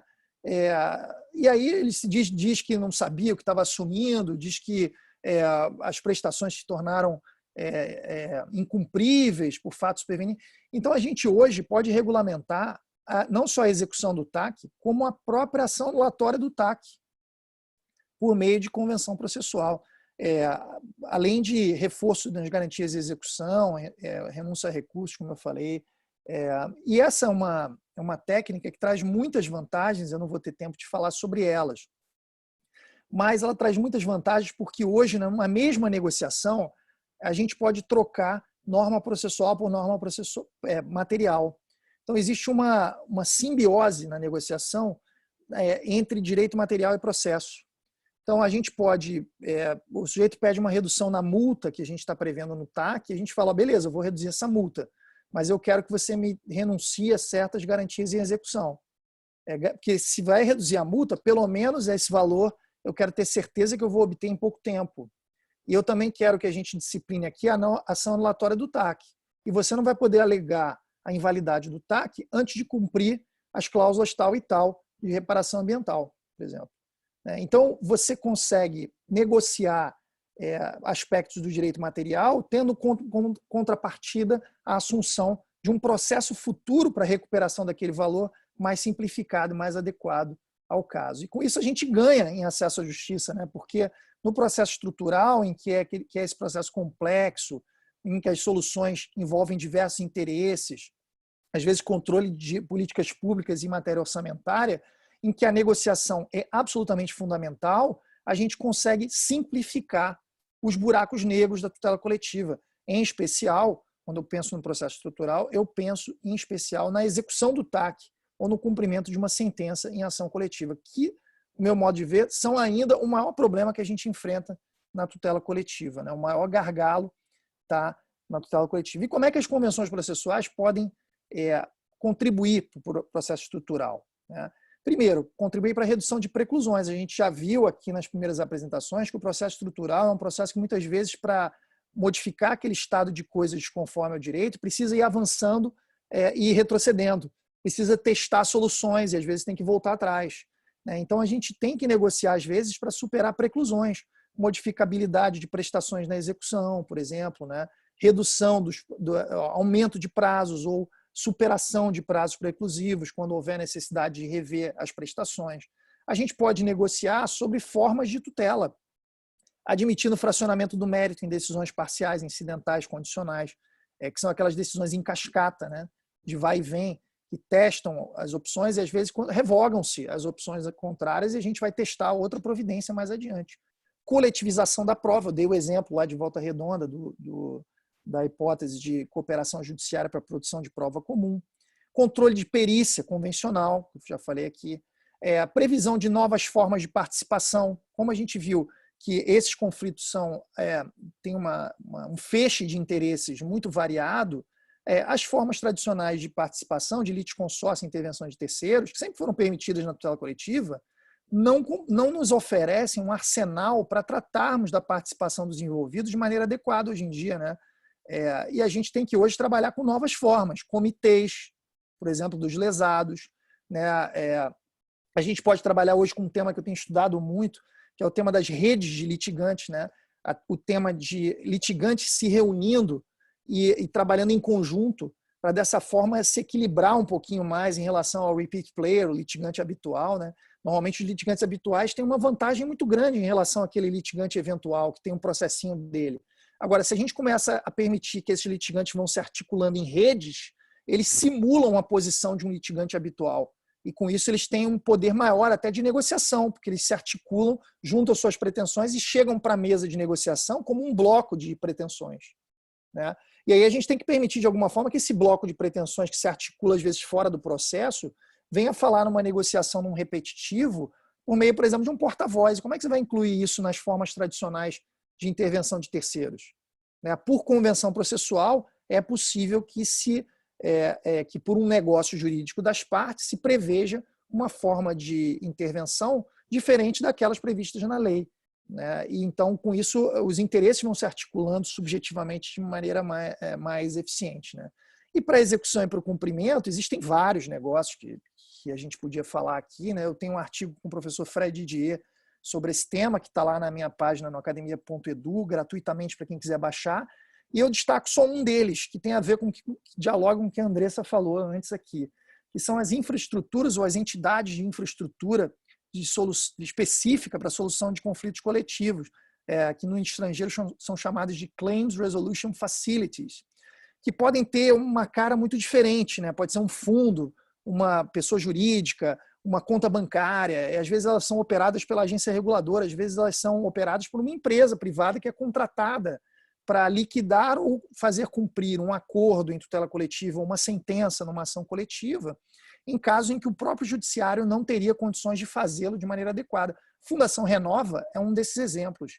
As assessorias técnicas, agora no caso de Brumadinho, são também um exemplo de entidades ou infraestruturas específicas para a solução de conflitos coletivos que são contratadas e que atuam ou devem atuar de maneira independente e imparcial em relação ao causador do dano e atuarem um pouquinho com essa finalidade de identificar os lesados, estimar os danos, verificar o que deve ser analisado. Às vezes elas funcionam até como uma alternativa ao judiciário, como é a Fundação Renova, né? As pessoas levam a sua pretensão para a Renova ao invés de ir para o judiciário.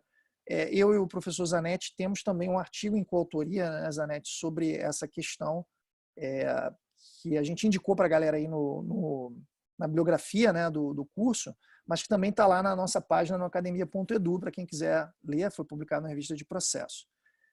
Agora, as convenções processuais podem atuar no processo estrutural não apenas regulando o procedimento, que são os exemplos que eu dei nessa página aqui do meu slide, diversas formas, né, de adaptar o processo civil tradicional para as peculiaridades e para os problemas do processo estrutural. Elas podem funcionar para resolver os problemas que os mecanismos de autocomposição estão nos apresentando, né? Aqueles do problema das negociações em causas repetitivas, de transparência, participação, critério de cálculo de dano, isso pode ser resolvido por convenção processual, né? Criando um procedimento para regular essas negociações. E elas podem ser utilizadas também para reforçar outras formas de solução de conflitos, por exemplo, estabelecendo mediação e conciliação prévia obrigatórias. As partes podem, a priori, dizer que querem a audiência do 334, né? Com isso, forçando que também numa ação coletiva, num processo estrutural, desde logo já os envolvidos já tenham se manifestado pela audiência do 334, abrindo essa oportunidade de conciliação. Ou criando loops de negociação, né? De renegociação. Como a gente viu que o processo estrutural ele tem que ter um monitoramento constante, até porque nem sempre as medidas que são adotadas no momento se verificam eficazes, é importante a gente voltar à mesa de negociação até para rever as providências que foram adotadas antes. E esses loops periódicos de negociação podem ser definidos por convenção processual. Para encerrar, o meu tempo já estourou, eu peço até desculpa aqui, eu quero deixar tempo para o debate, mas eu queria mostrar termo de ajustamento de conduta, no caso um compromisso que tinha tido ação, que eu tenho celebrado, e eu posso depois falar sobre os casos. Tá? Esse caso especificamente dizia respeito a um problema da faixa marginal de proteção no complexo lagunar da Barra da Tijuca, no Rio de Janeiro. Quem conhece o Rio de Janeiro sabe que a Barra da Tijuca é um bairro muito extenso e ela tem um complexo de lagoas muito grande. E agora essas lagoas estão sofrendo uma pressão muito grande, são regiões muito urbanizadas, e aí tem urbanização regular e construções irregulares em comunidades, então é uma exploração imobiliária no entorno das lagoas, então tem um problema grave ali, e havia a construção de um asilo de luxo num pedaço da lagoa muito próximo da faixa marginal de proteção em desacordo com a regulação. No TAC, no compromisso que eu entrei com a ação, ganhamos uma liminar, e os caras vêm para a mesa de negociação. A gente inseriu diversas convenções processuais nesse compromisso de ajustamento de conduta. O outro caso que eu estou em negociação, nesse momento, diz respeito à construção do chamado Memorial do Holocausto, no Morro do Pasmado, no Rio de Janeiro, próximo do Pão de Açúcar e do Cristo Redentor, que é um local que tem tombamento e tem também uma proteção cultural, ambiental, pela Unesco, em que é uma proteção sobre como a cidade se funde com a natureza, que é o único caso, até recentemente, depois veio a cidade de Paraty, me parece, ano passado, são os 2 casos em que o Brasil tem essa proteção. E quer se construir um memorial com um obelisco de mais de 20 metros de altura, num morro que fica no meio desses morros, que estão numa poligonal apontada pela Unesco como sendo o bem protegido. E esse obelisco, tem uma discussão sobre se esse obelisco vai ou não prejudicar as visadas de quem está olhando para os monumentos protegidos, né? E com isso prejudicar a paisagem, a proteção paisagística do bem. Então é algo muito específico, regulado inclusive por convenção internacional. Eu tive que parar para estudar, porque era um negócio muito específico, né? E a gente está negociando e tem várias formas de várias convenções processuais nas minutas que têm sido trocadas para a resolução desse problema. E nesse problema eu vi que um pessoal estava perguntando para a Andressa no chat. Eu estou atualmente com um procedimento de antecipação de prova, sem perigo em mora, com base no artigo 381. Eu usei, já é a segunda vez que eu usei nesse caso, está tramitando na Justiça Federal, com uma antecipação de prova que a gente produz sem necessidade de urgência, apenas para certificar faticamente se o projeto aqui interferiria na proteção do patrimônio paisagístico.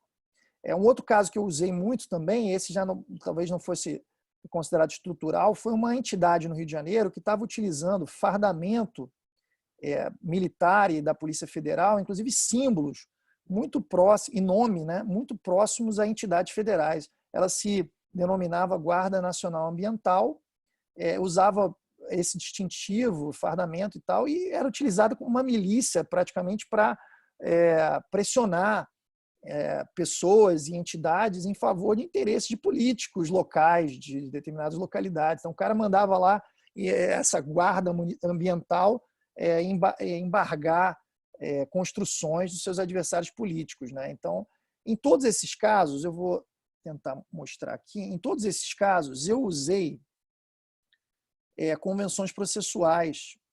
Deixa eu ver se eu consigo projetar para os colegas.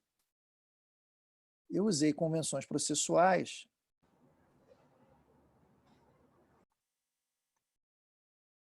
Estão conseguindo ver?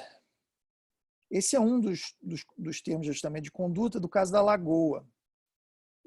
Vinham as providências em anexo e tal, e no final vem um título 3, das convenções para regular os processos a serem instaurados para discutir as obrigações do CNMI. Aí começo lá, né, referindo-se não só aos artigos do CPC, como também à resolução do CNMP, dizendo que vai se aplicar quaisquer tipos de processo, conhecimento, execução cautelar, executivo, para tudo, que seja ajuizado em procedimento comum especial para executar, impugnar, anular, rescindir, adaptar, rediscutir ou negar efeitos ao presente compromisso de ajustamento de conduta. Ou seja, para amarrar em nome de Jesus, para não ter jeito do sujeito depois dizer que não se aplica naquele caso, né?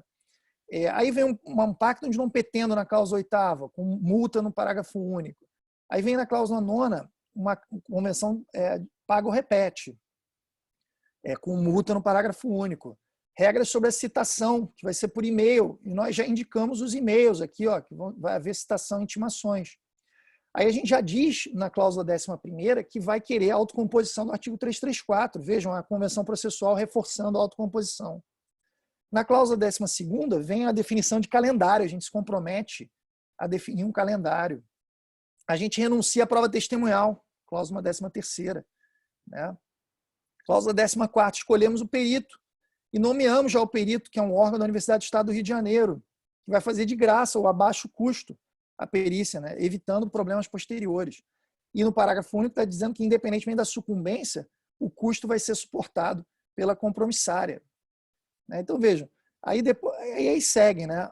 Foro de eleição, etc. A gente constitui título executivo. Então, enfim, eu vou encerrar, porque já estourei meu tempo, né? Pedindo desculpa por comer o tempo dos debates, mas eu achei que fosse talvez relevante trazer um pouquinho essa parte mais prática, né? Tentando unir um pouco dessas reflexões que a gente tem sobre a utilidade e a aplicabilidade desses mecanismos de autocomposição para a nossa atividade do Ministério Público. Eu acho que o desafio atual, pessoal, qual é? É a gente entender esses mecanismos, saber como eles funcionam, como eles se integram também entre si e com o judiciário, e procurarmos ver o que é melhor para a gente aplicar na nossa atividade na condução de processos estruturais. Quanto mais complexo é o procedimento, me parece que mais necessária é a integração entre essas técnicas todas.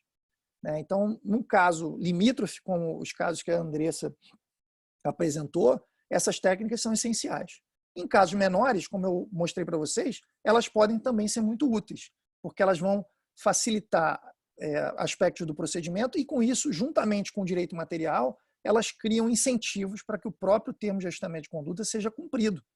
Porque se o cara visualiza que, se ele não cumprir, o processo judicial é um processo muito amargo para ele, que ele não vai conseguir enrolar, que ele não vai ter muitas defesas em execução, que ele não vai conseguir levar aquele processo se arrastando no judiciário durante anos e anos, em muitos recursos, que ele não vai conseguir tornar o processo caríssimo a ponto de desestimular que nós venhamos a requerer produção de prova. Então, nesse caso, o sujeito se torna mais propenso a cumprir, né? Seja a sentença, seja o termo de ajustamento de conduta, as providências que foram negociadas no plano de direito material. E, ao fim e ao cabo, a gente usa esses mecanismos todos para fazer com que os interesses que o Ministério Público hoje tem que defender no sistema de justiça, judicialmente ou extrajudicialmente, sejam reforçados. São mecanismos que fazem o vento soprar para os interesses que a Constituição e as leis atribuem à nossa tutela, à nossa atuação. E eu acho que com eles a gente tem uma vantagem competitiva muito grande. Se a gente utilizar bem todos esses mecanismos, a gente vai conseguir ter uma tutela dos interesses de maneira mais coletiva, mais efetiva, né? Então, eu agradeço mais uma vez a atenção de todos e me coloco à disposição para o debate.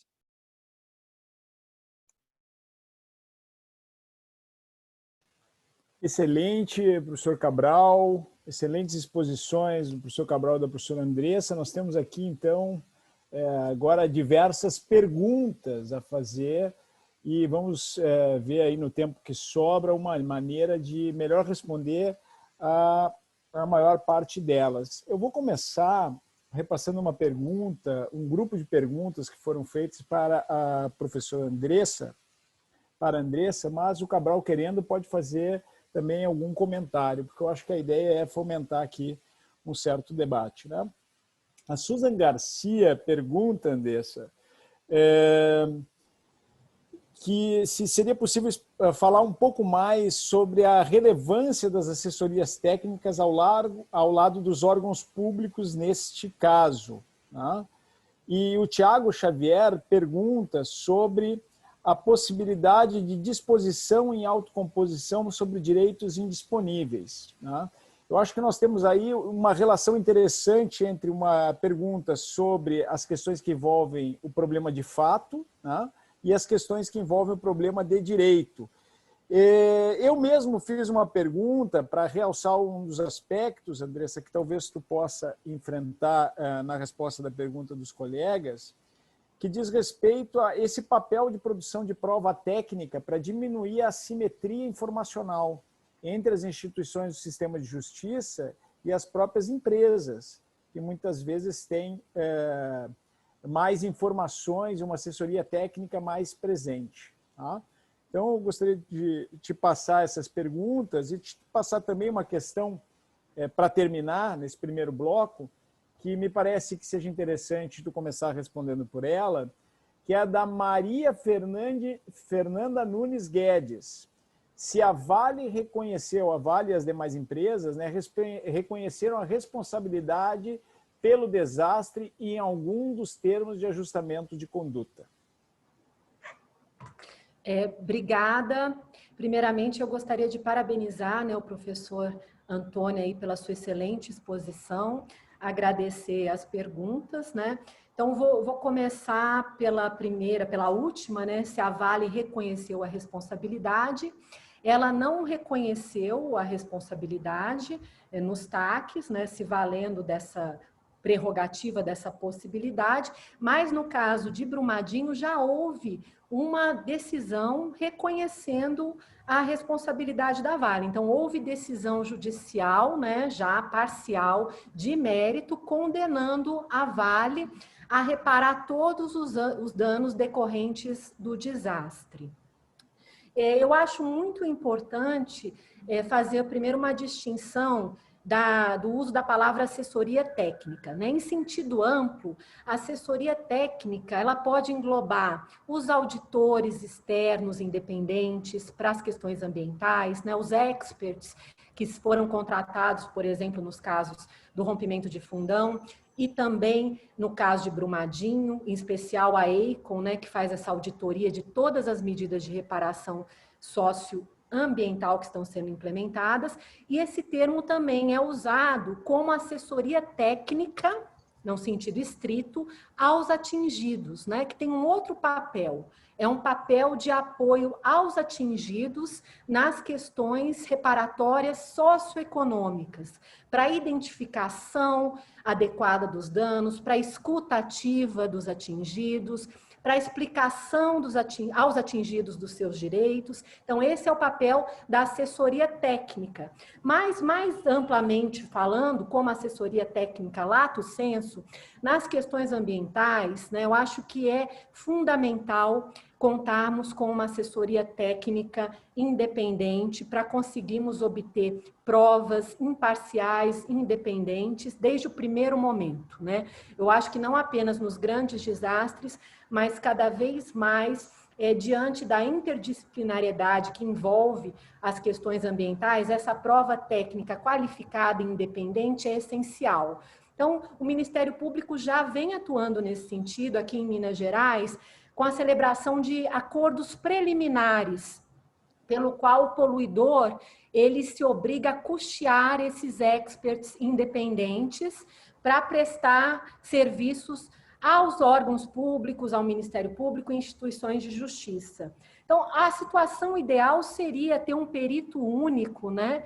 Uma convergência já entre o poluidor e o Ministério Público no processo judicial, mas isso pode demorar muito para ocorrer.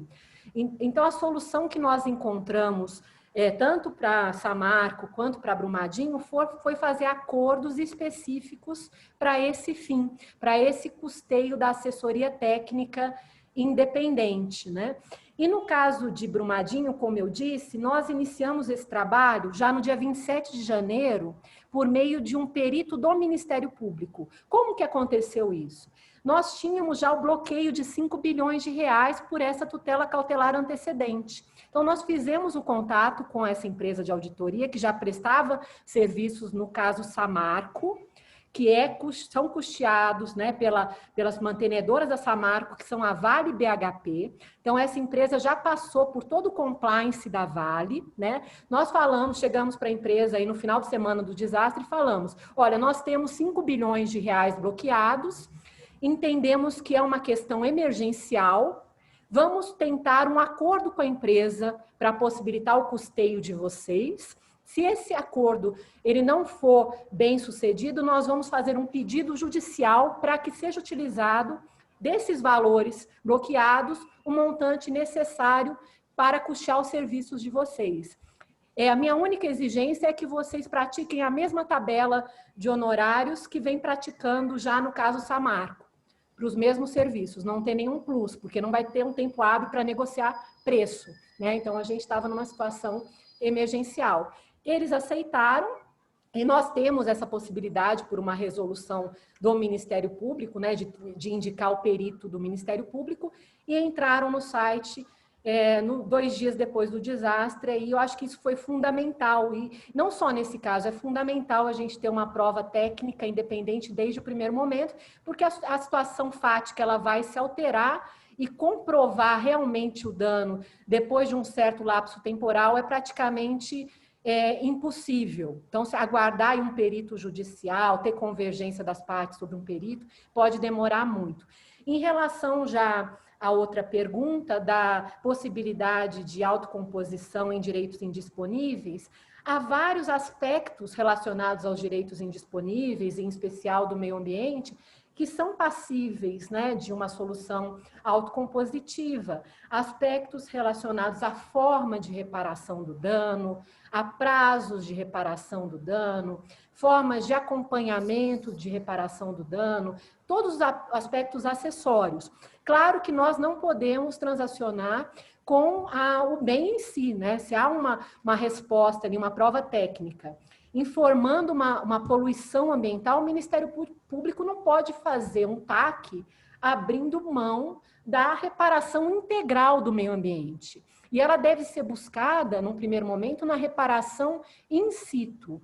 Apenas na hipótese de impossibilidade da reparação in situ, nós vamos ali buscar a reparação ex situ, a compensação, né, primeiro em bens ambientais, num segundo momento pecuniária. Então, esse olhar, ele deve ser o olhar que vai direcionar a atuação do Ministério Público na autocomposição em matéria ambiental. Mas há uma gama enorme de aspectos associados a essa reparação que pode sim ser transacionada, e eu tenho já elementos para falar que quando isso acontece de maneira autocompositiva, é muito mais efetivo do que na hipótese de se aguardar aí uma decisão num processo adversarial.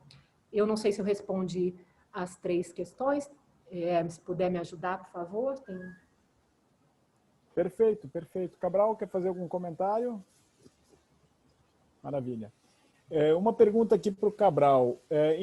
Em negociação em processo coletivo, como modular, né, como utilizar aí o que diz o artigo 20 da Lei de Introdução ao Direito Brasileiro? É o artigo 20 da LINDB, né? Isso. Isso. Os artigos 20 e 21 da LINDB, que o colega bem ressaltou, são artigos que falam que o juiz deve considerar, né, o julgador em processo administrativo ou judicial, deve considerar as consequências da tomada de interpretação em um ou outro sentido. É o consequencialismo, né, como teoria da interpretação. O consequencialismo é uma postura interpretativa que considera, né, as consequências da tomada de uma interpretação para a escolha das alternativas interpretativas. Então, se eu tenho 2 ou 3 alternativas para interpretar uma determinada norma, eu vou projetar as consequências que uma ou outra levariam, e aí eu vou considerar essas consequências para escolher a interpretação A ou B. Isso normalmente é pensado para a atividade de um julgador em processo administrativo ou de um julgador em processo judicial. E como nós, às vezes, funcionamos como julgadores de processo administrativo, nós conduzimos e decidimos processo administrativo, por exemplo, para arquivar um inquérito civil, é uma decisão em que o decisor somos nós, no Ministério Público, né? Então é um tema desafiador que a colega provoca. Isso não tem a ver necessariamente com o meu tema. A aplicação do artigo 20 e do artigo 21 na atividade do Ministério Público, eu acho que é totalmente possível, mas ela não dialoga com o tema que eu falei, porque essa aplicação do artigo 20 e do artigo 21 não vai ser definida por um instrumento autocompositivo. Ela decorre da aplicação da própria lei. A partir do momento em que o legislador determinou a aplicabilidade desses dispositivos aos julgadores em geral e não apenas aos juízes, né, por exemplo, né? Então, para nós, é interessante verificar isso. E acho que ele casa também com a aplicação do CPC aos processos administrativos, que é permitida pelo artigo 15 do CPC. O artigo 15 do CPC diz que o CPC se aplica aos processos administrativos e se aplica não apenas subsidiariamente, quando não houver norma na regulação do processo administrativo, mas também supletivamente. É o que diz a lei, se aplica subsidiária e supletivamente, ou seja, o CPC vai se aplicar aos processos administrativos mesmo quando houver norma disciplinando o processo administrativo. No caso, por exemplo, do processo administrativo federal, tem norma que manda que o julgador fundamente as suas decisões. Mas a essa norma se soma aquela do artigo 489, parágrafo 1º do CPC, que mostra como um julgador deve fundamentar e mostra como não é uma decisão fundamentada. Então, o artigo 489, parágrafo 1º, se soma, me parece, ao artigo 20 e 21 da LINDB, ao definir como nós, no Ministério Público, vamos fundamentar as nossas decisões em processo administrativo. Mas isso, repito, não significa autocomposição. Isso não é uma decorrência ou não é algo que precise de uma convenção das partes para essa finalidade. Isso decorre da própria aplicação da LINDB à atividade dos condutores e julgadores em processo administrativo. Perfeito, perfeito, Cabral. Tem uma hipótese aqui, uma pergunta do Salomão Ábido, que eu gostaria de ampliar um pouco, mas a pergunta diz o seguinte: na hipótese que a ACP esteja em grau de recurso no Poder Judiciário, teria o Procurador de Justiça, com atuação no segundo grau, convocar uma audiência pública ou fazer a autocomposição diretamente no segundo grau? E essa autocomposição em segundo grau deveria levar em consideração a participação dos promotores de justiça em primeiro grau? Eu gostaria de ampliar um pouco para uma reflexão um pouco mais ampla dos colegas sobre essa necessidade de atuação não só das duas, vamos dizer assim, do primeiro e do segundo grau, nesses casos de processos, mas também sobre a atuação conjugada de diversos ramos do Ministério Público.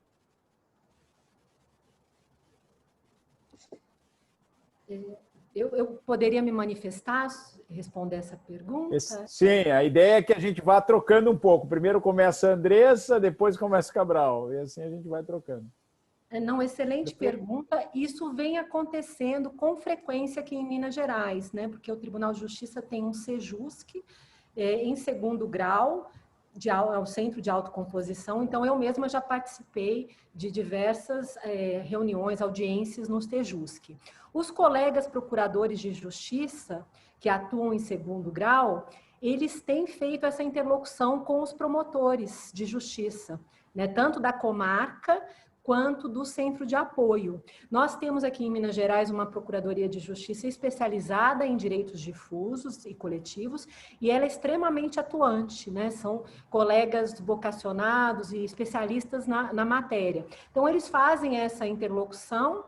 Agora mesmo nós temos um caso bastante emblemático envolvendo regularização de estradas, rodovias estaduais, que está no SEJUSC, que a gente está fazendo todo um trabalho aqui do Centro de Apoio, do Promotor Natural, em conjunto com os procuradores de justiça que atuam nessas ações, que são várias ações com o mesmo pedido, e talvez nós vamos conseguir uma autocomposição aí em segundo grau. Eu acho muito importante ter essa articulação do promotor, que atuou no caso, com o procurador de justiça, que vai atuar no caso, está atuando no caso em segundo grau. Eu acho necessária. Não há uma obrigatoriedade, pelo meu conhecimento, isso não está disciplinado normativamente, né? O procurador de justiça poderia atuar sozinho, mas em Minas Gerais, na prática, eles sempre envolvem os colegas de primeiro grau. A pergunta eu acho que é espetacular. Como a Andressa falou, como a partir do momento em que o processo foi ajuizado no tribunal, no grau de recurso, por exemplo, está lá tramitando no tribunal, a cognição está transferida para os órgãos de segunda instância, o colega que é procurador nesse órgão da segunda instância tem a sua independência para conduzir os mecanismos de autocomposição e, inclusive, celebrar uns acordos, independentemente de se aquele é o resultado imaginado ou querido pelo colega na primeira instância. Aí algumas questões que eu acho que a gente tem que colocar bem francamente aqui num evento desse, né? Primeiro, não dá para ficar apaixonado pela tese, não dá para ficar apaixonado pelas causas, né? Nós temos que atuar tecnicamente, mas sabendo que nas instâncias superiores, quando o processo vai subindo na escala recursal, outros colegas valorosos com a sua independência funcional podem discordar da nossa opinião. E isso é do jogo. Me parece que não há como fazer algo diferente sem violar a independência funcional. Agora, as convenções sobre o processo, elas podem coordenar essas atividades, né?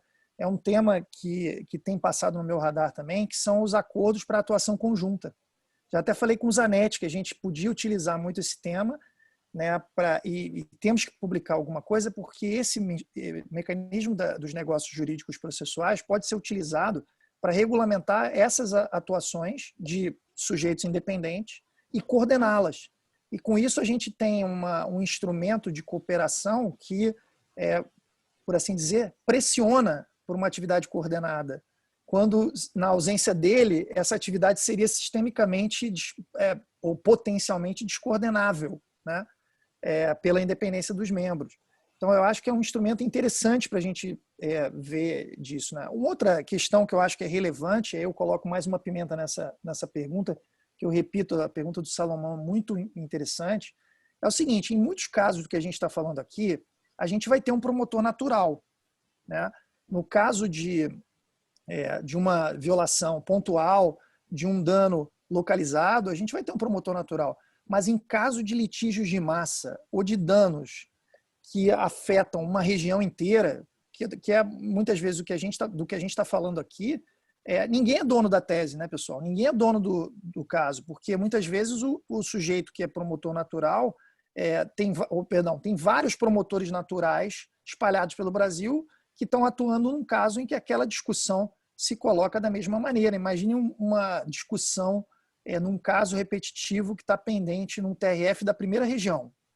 Todos os procuradores da República na primeira região podem ter um inquérito civil no âmbito geográfico da sua atuação que pode estar sendo afetado por aquela discussão. E aí, quem é o procurador natural?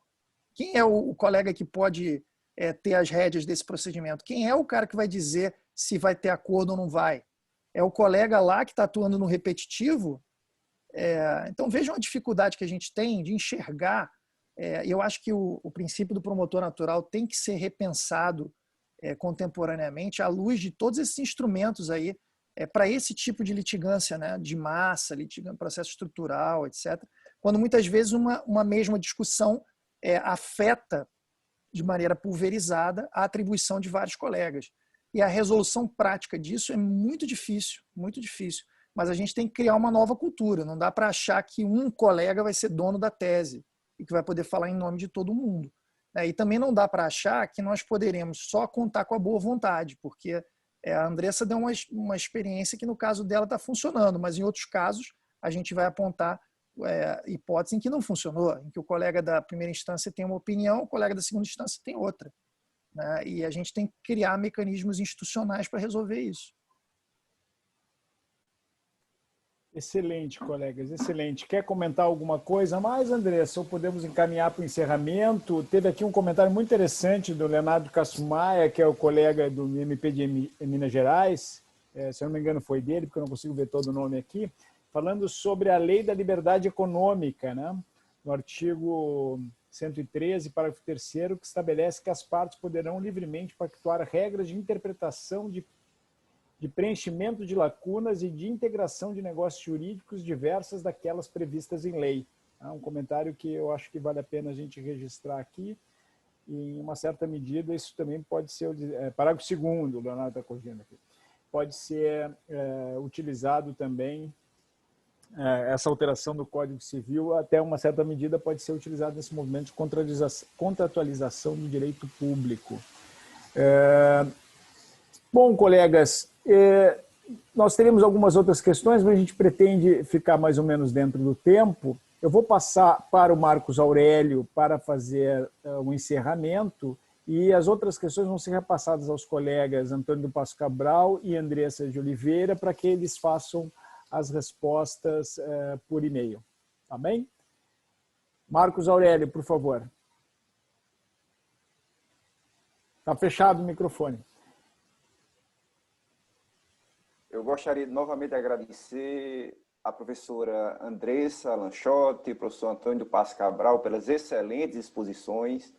Abrilhantaram muito o nosso terceiro módulo do curso de Litigância Estratégica em Processo Estrutural.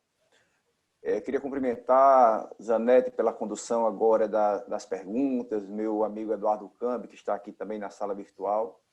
E queria lembrar a todos o seguinte, como na próxima segunda-feira, a próxima segunda-feira é feriado, o nosso curso ele retoma no dia 19/10, com mais 2 palestras com outros colegas valorosos, professor Sérgio Cruz Arenhardt e professora Gisele Góes, vão dar continuidade ao nosso módulo 4 no dia 19/10.